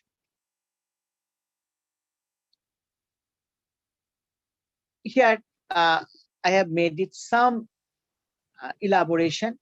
Product innovation. That can be also +1, -1, -2, +2. Interpersonal skills. That can also be, take one parameter and make the scale. Next, please. It is a graphic rating scale. This scale is also sometimes needed. A portion of scales I have not discussed here. That is the TAT, thematic apperception test. In psychology, these tests are highly useful. And if in management also, if you want to get information regarding the psychographics of the individuals, what is going on in their mind, sometimes some of the respondents are not in a position to express with the help of literature. In that case, some pictorial diagrams can be shown to them. If you do your work with the kids, they are not in a position to identify what is most likely, what is very favorable. They cannot say this one, but they understand in their own way. Okay, so the kids or those who are not in a position to express, sometimes diagrams may help them. So under such situation, we use graphical representation, and we know that what each of the diagrams are different. Okay, we know their meaning. So how much pleasure you get from the shopping. So from here, they may get some idea, but 2010, if I ask them, they may not be in a position. Next slide, please. Here, I have tried to put a questionnaire. It is on the basis of the deodorant. Okay, so started in that way. Please, can you take a few minutes to answer the questions below honestly as possible. With the help, we can ensure only the best products become the part of our EcoStore range. Okay. Now, this is a study on the deodorants, the purely hypothetical study. See, some of the to develop the report, some of the words of the we have to say at the beginning. Now, some personal details we ask. Why we ask some personal details? At the very beginning, if we start on asking, I am going back to questionnaire part. Already we have discussed it. With that, now I will put the scales. Now, if we discuss the important questions or which questions I will put, what will happen? They may not answer. The name of the respondent, it is never needed by me. Okay, with name, no tools, no technique we will apply in future. But still we are using name. Why? For the first time you are asking questions. You have the pressure to do your research. the person has not have no pressure to ask to get you the answer. So it is the minimum what can I say, courtesy to ask you someone's name before taking so many information. So some very common question where answering which we have little hazard, we put it. Okay. So here that information that we get, these are purely nominal scale. Next. Gender nominal scale. Now, when I am asking rank the following deodorants from 1 to 4, 1 stands for least preferred and 4 stands for most preferred, and 4 brands I am giving here, it is a rank order scale. So just my objective here to show you that within the questionnaire, how questionnaire and scaling become that single thing. It is not a separate thing. When we study, then we study scaling, then we study questionnaire, we study objective, literature review, then questionnaire, then scaling, then sampling.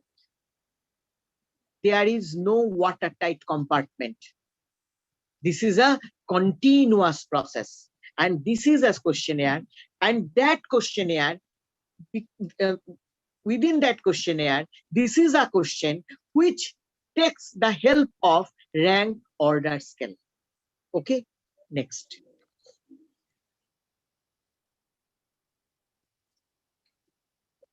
Next question is, see, same 4 brands, but what I have written, mark the following deodorants out of 10 so that the summation of their points remain constant as 10.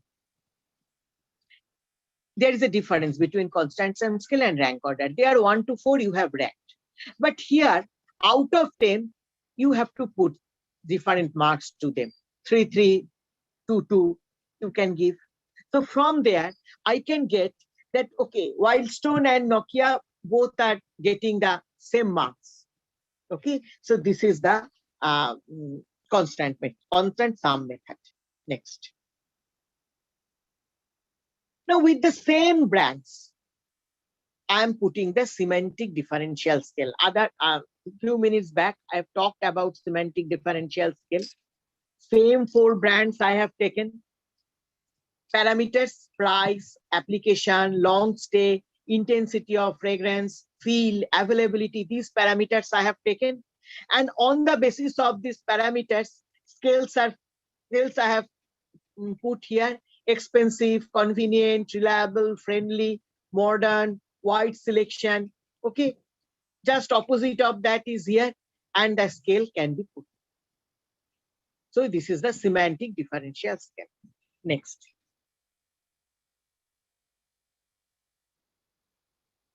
I have taken from the semantic scale.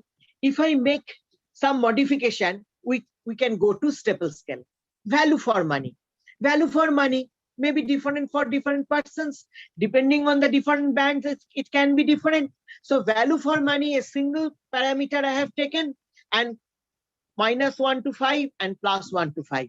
These are the range where respondent can answer. Next.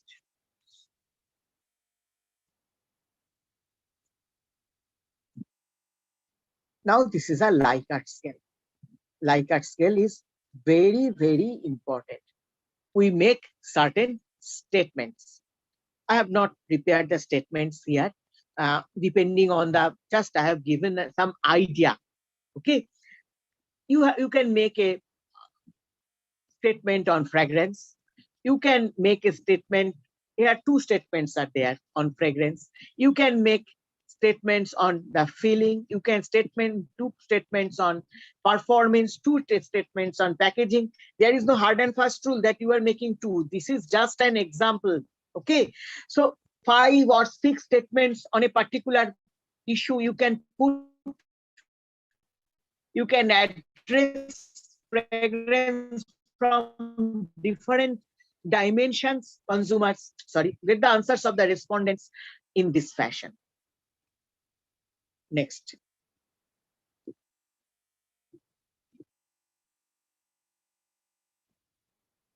Okay.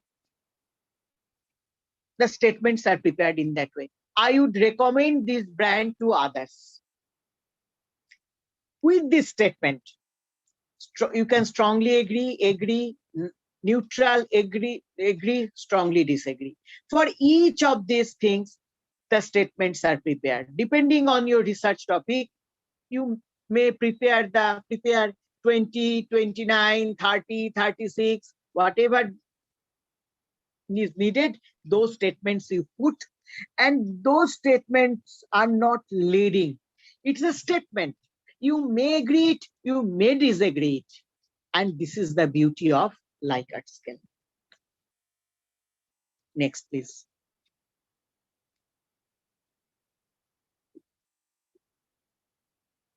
Now, this is the paired comparison, example of paired comparison. At a time, I am taking 2. 4 I have. Now, Wildstone is compared with Nike, Wildstone, Nivea, Wildstone with Engage, and Nike with Nivea, and with Engage, Nivea with Engage. These are the maximum number of options available. Okay, so with these options, it is when I am comparing only these 2, either I like it or this, or I like it. If I put 0 here, I have to put 1 here. So both cannot be preferred. One is preferred than other. Okay, in that way, paired comparison can be done. Next.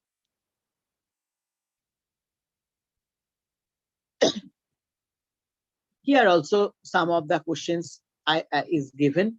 This is nothing but dichotomous question. One is given about the open-ended questions, because up to the last slide, all the questions that we put that are multiple choice type question. So to give you some idea about that open-ended and dichotomous, I put it. And again, any comments, this is also the open-ended questions, open-ended question. Time is up. I am asking, may I take 5 minutes more just to give an idea to the students regarding one more step? Definitely, ma'am. Definitely. Please, next slide.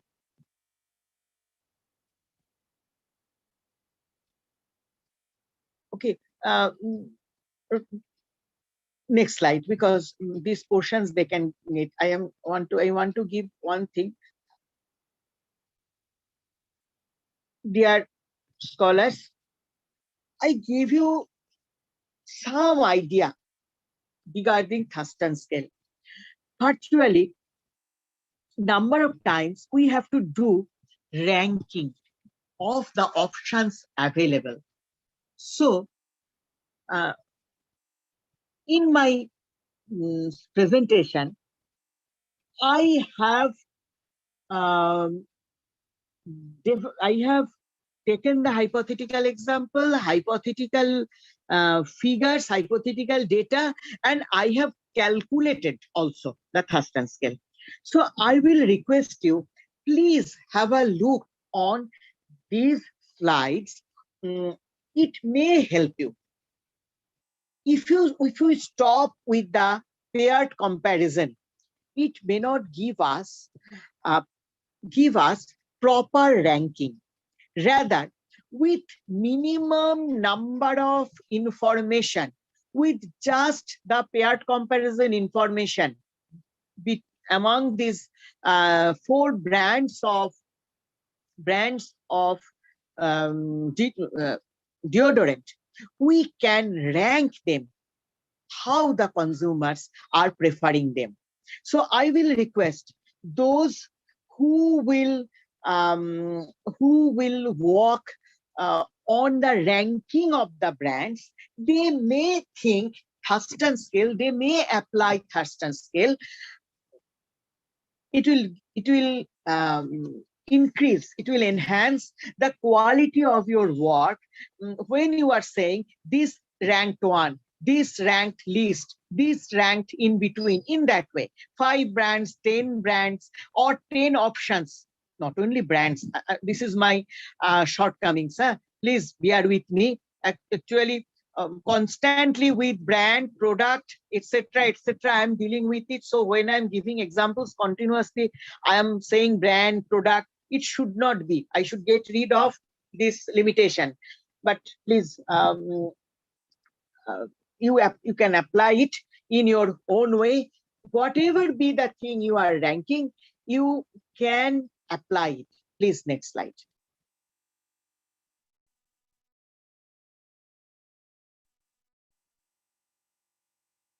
Tricks.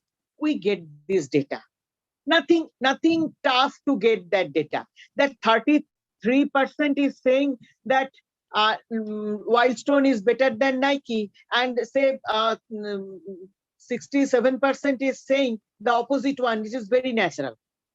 Okay, if two are compared, then 20% is saying A is good, then obviously those 20% who are those 80%, they are saying the other is good. So in the basis of that, this table can be prepared. So simple use of your paired comparison will give you this information. Next slide, please.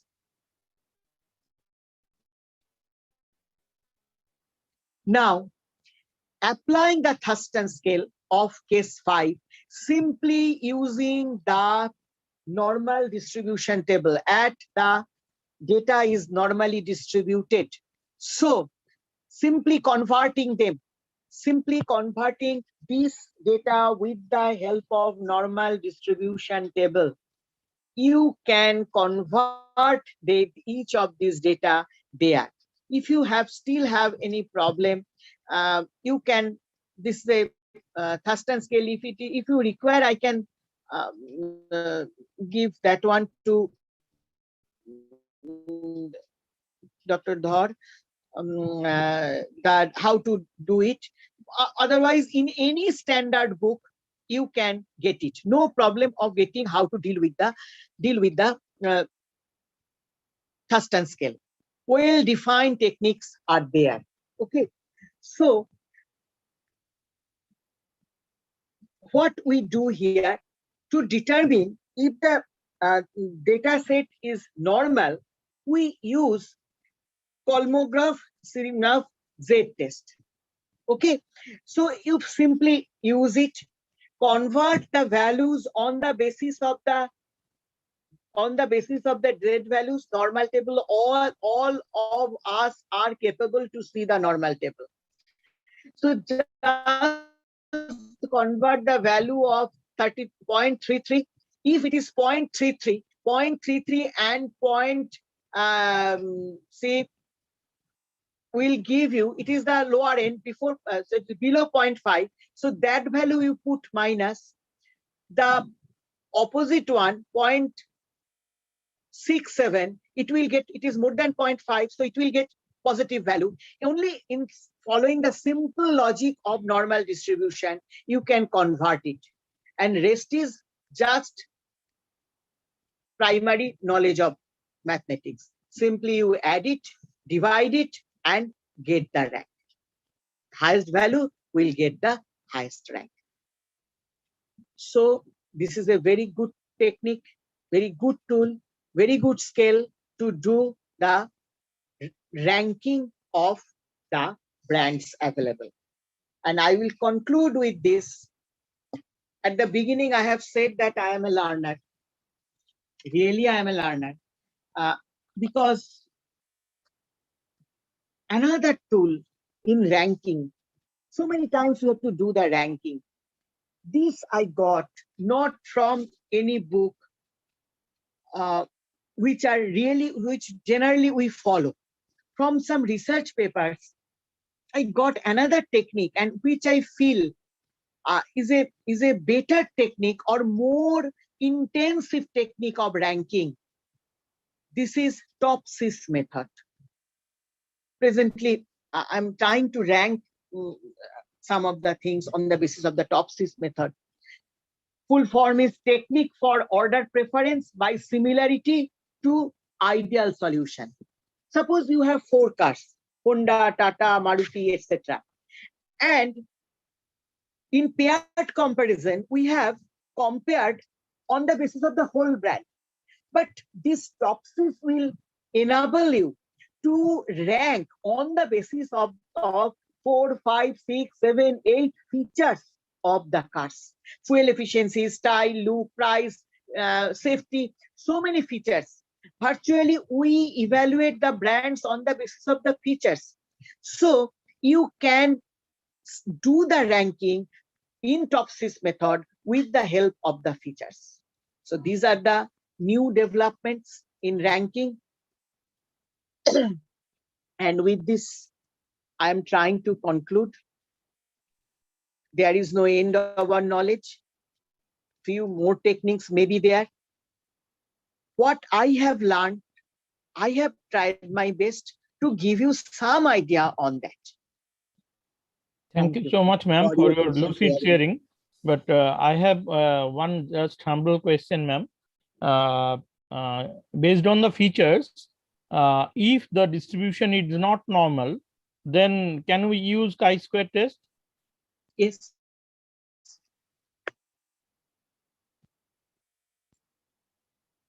Am I audible, ma'am? Chi-square, yes, you can do. Yes, you can do chi-square test. Certainly, you can do the chi-square test where it is necessary.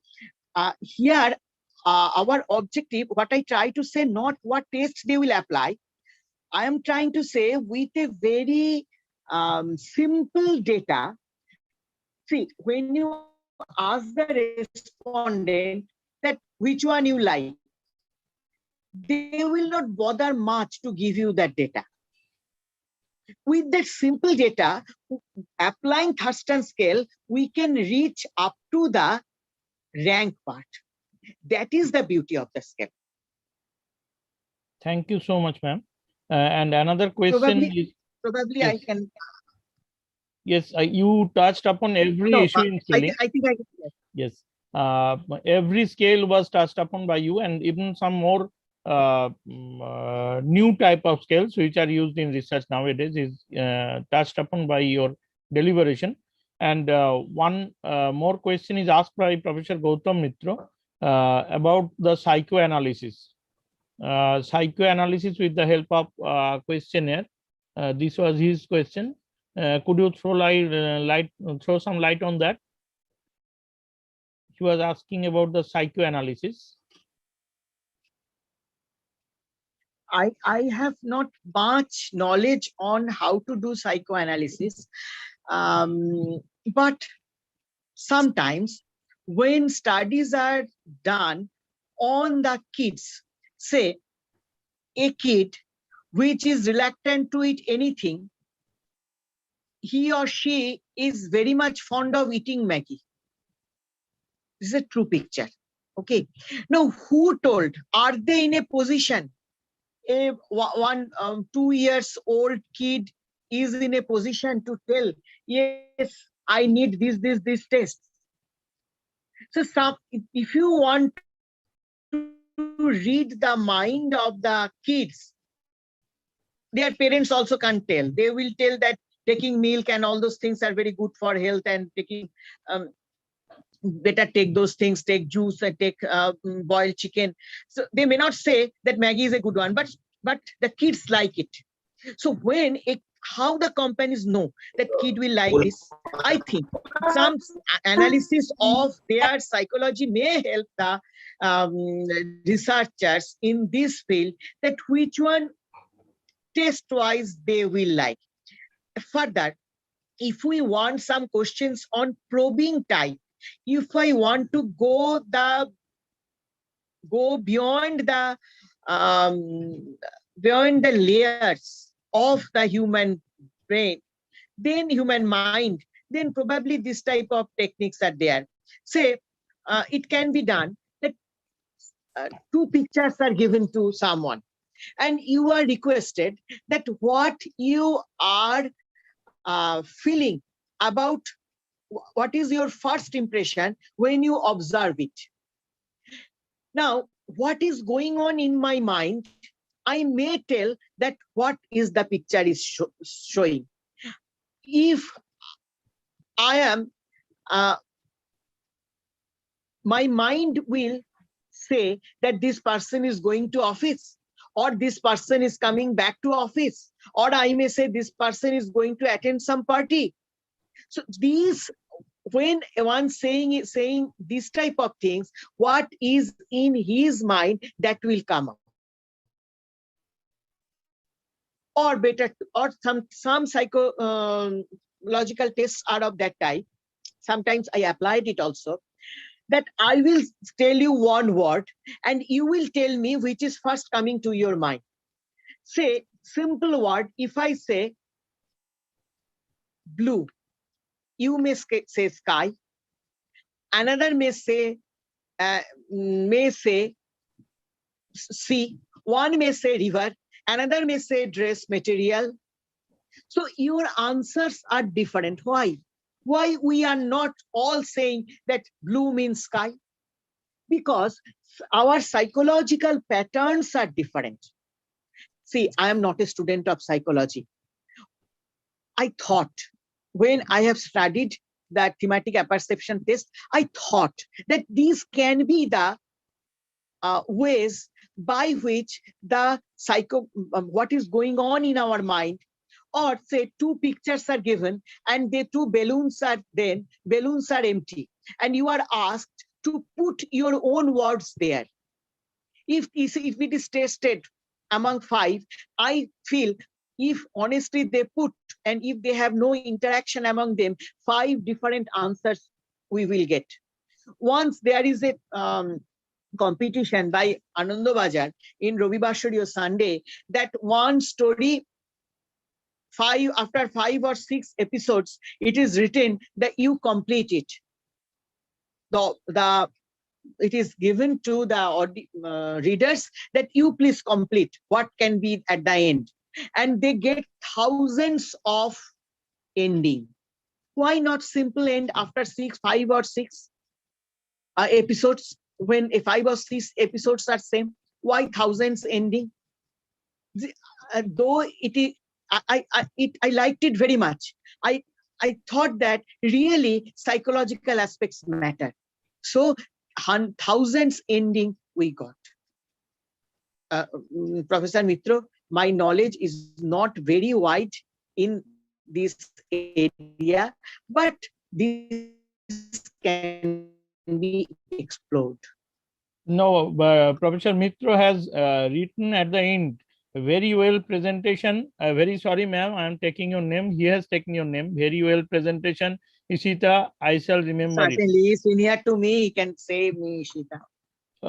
And lots of congratulating words by the scholars like Dr. Rajkumar, Riya Ghosh from English, and Indra Narayan Rai Chaudhuri, Kallo Saha, and Sheikh Nasrat, Nancy Jaiswal, and many others, Obhik Chattopadhyay, Obhik Tripathi. They are all satisfied with your very lucid presentation, and the way you presented were never artificial. You have shown empathy in every respect. You have gone way to the researchers. They might felt that you just placed yourself on the researcher's point of view and on the respondent's point of view and explained everything very lucidly. So our humble regards and gratitude to you, respected ma'am, for not spending your valuable time. You have spent more than 2 hours and 15 minutes constantly, and you took never rest, and you explained everything. So we express our heartfelt regards and gratitude to you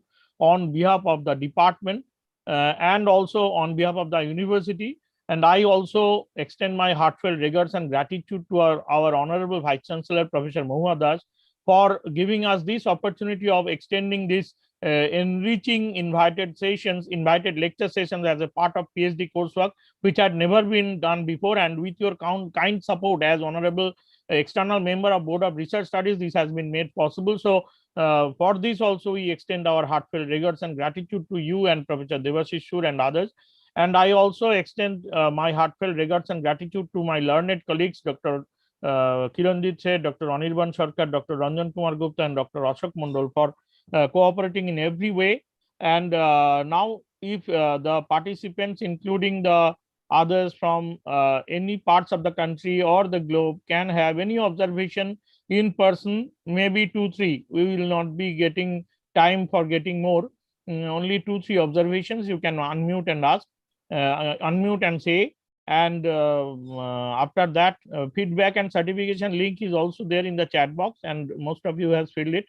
So you can unmute and say anything. Dr. Anirban Sarkar is there and others. Specifically, Dr. Anirban Sarkar is in marketing research, Dr. Ranjan Kumar Gupta, and others from finance research like Dr. Seth and Dr. Mondol, and any other can have their observation. You can come out. Anybody? Good afternoon, Isita ji. It was a very nice Good afternoon. lucid deliberation. I just want to ask you one question. Rather, if you share one example, then our research scholars will be benefited. That can you share one example of how to frame surrogative questions? Because directly certain answers we don't get from respondents. So how can we frame some surrogative questions? Just an example will do. Suppose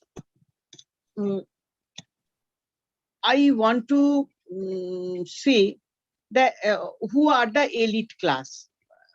Just what is coming in my mind over the time, few more things may come. Now, in this way, to position the social status of a person, directly I cannot get the answer. Okay, but some of the surrogate variables I can take on a person get different a position, or the positions that the different persons are occupied, that differs on the basis of a group of variables. See, wealth, education, okay, occupation, then whether the person has certain level of property, say car, house, etc., etc., or they are associated with different respectable groups in the society. They are the members of different associations. So as a combination of all those things, we can try to see if whether that person is elite. Generally, an elite person has a positive correlation with these facts, most of them. So on the basis of this, we try to use it. Say brand loyalty. Dr. Sarkar, you are from marketing. You know that brand loyalty, nobody can measure it. Nobody can answer it. Whether you have, if I ask someone that, are you loyal to the brand? It's a what can I say? It is a misleading question. So to know whether the person is loyal to the brand, number of parameters we have to fit, whether how frequently he is purchasing it, whether he will interested to wait for the brand if the brand is not available, how much awareness he has with the brand, how much recommendation, how times he recommending the brand. So many parameters we set. Akar has given us very good input in this respect. So on the basis of these variables, we are trying to predict, we are trying to measure brand loyalty. Does it mean these variables are the final one? No. In that way, no surrogate variable can predict something in the ideal way. But in this way only we try. We never judge quality with the help of price. But long back, we have seen that this is a general tradition to measure quality with the help of price. So in this way, we can use surrogate variables. Thank you so much, Dr. Anirban Sarkar, for your question. And thank you so much, Professor Lahiri, for your very humbly answering everything in a very clear fashion. And I would like to extend my feelings about the Bangla participants from Agricultural Exim Bank Agricultural University, Bangladesh, and from Malaysia. They have also expressed their delight for this kind of presentation. So I am conveying this on behalf of Muhammad Samirul Hassan, Nafisha Khatun, and Dr. Indrani Basu, Ovik Tripathi, and others, that they are also very much satisfied with your kind of deliberation, and everything is being understood by them, they have expressed. And if you have any question, you can ask, or otherwise ma'am is very tired, so you, It is, you can ask. it is really, what can I say, in this pandemic, it is really inspiring for me to get so many good words from your end. Um, it is not my humble submission. The area of research methodology is so vast that really I am a learner. So if in any respect I can make some help to the research scholar, I will be feel honored. I am really feeling very much honored that you have invited me, and all of you, my learned colleagues even are present here, and they have given their patience hearing what I have said. So it is really inspiring. Thank you so much, ma'am, for your humbleness you have shown in every way in your presentation, in answering, and now you have also expressed your opinion that if somebody wants help from you, you are directly at their help through certain other examples. So, so wonderful of you.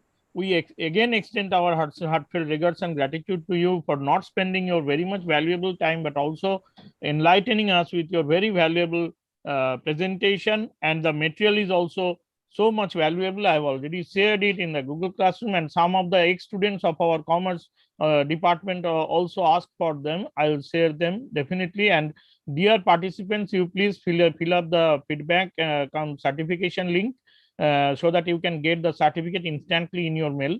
And with this, I again extend our heartfelt regards and gratitude to our respected Professor Isita Lahiri, Professor, Department of Business Administration, University of Kalyani, West Bengal, India, for extending her wholehearted help and support for this invited lecture series, and presenting the deliberation, very valuable deliberation on questionnaire designing, measurement, and scaling techniques in a very lucid fashion. Thank you so much, ma'am.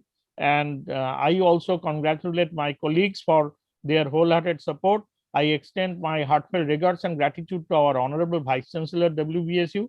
And I also extend my heartfelt regards and gratitude both personally as Pranamdhar and also the head of the Department of Commerce and Management, West Bengal State University, and the convener of the Board of Research Studies, to all the learned participants, including our research scholars, the learned dignitaries and guests from all over the country and all over the globe. As already said by ma'am, that in spite of this very unpredictable situation, not only as a part of COVID-19, but also due to different other things like years, like constantly raining, lot of network issues, but you had always been there for our support, dear audience. So we extend our heartfelt regards and gratitude to you also. And with this, I officially declare, if you don't have any other question or query or comment, with the kind permission of Professor Isita Lahiri ma'am. Anybody is trying to say anything? Okay. So with the kind permission of Professor Isita Lahiri ma'am, Thanks a lot for everything. I officially declare this session as over, and requesting you all to stay safe, maintain government protocol, and use the necessary things as asked severally by central and state government, and always do your research and have a nice time. Stay safe. Thank you all. And thank you once again, ma'am, for your kind help and support. And with this, I declare this day. Thanks for Thank you. Thank you all. Thank you, ma'am. Thank you, sir. Thank you, ma'am. Thank you, ma'am. Sir. Thank you so much, sir. Wonderful session, sir.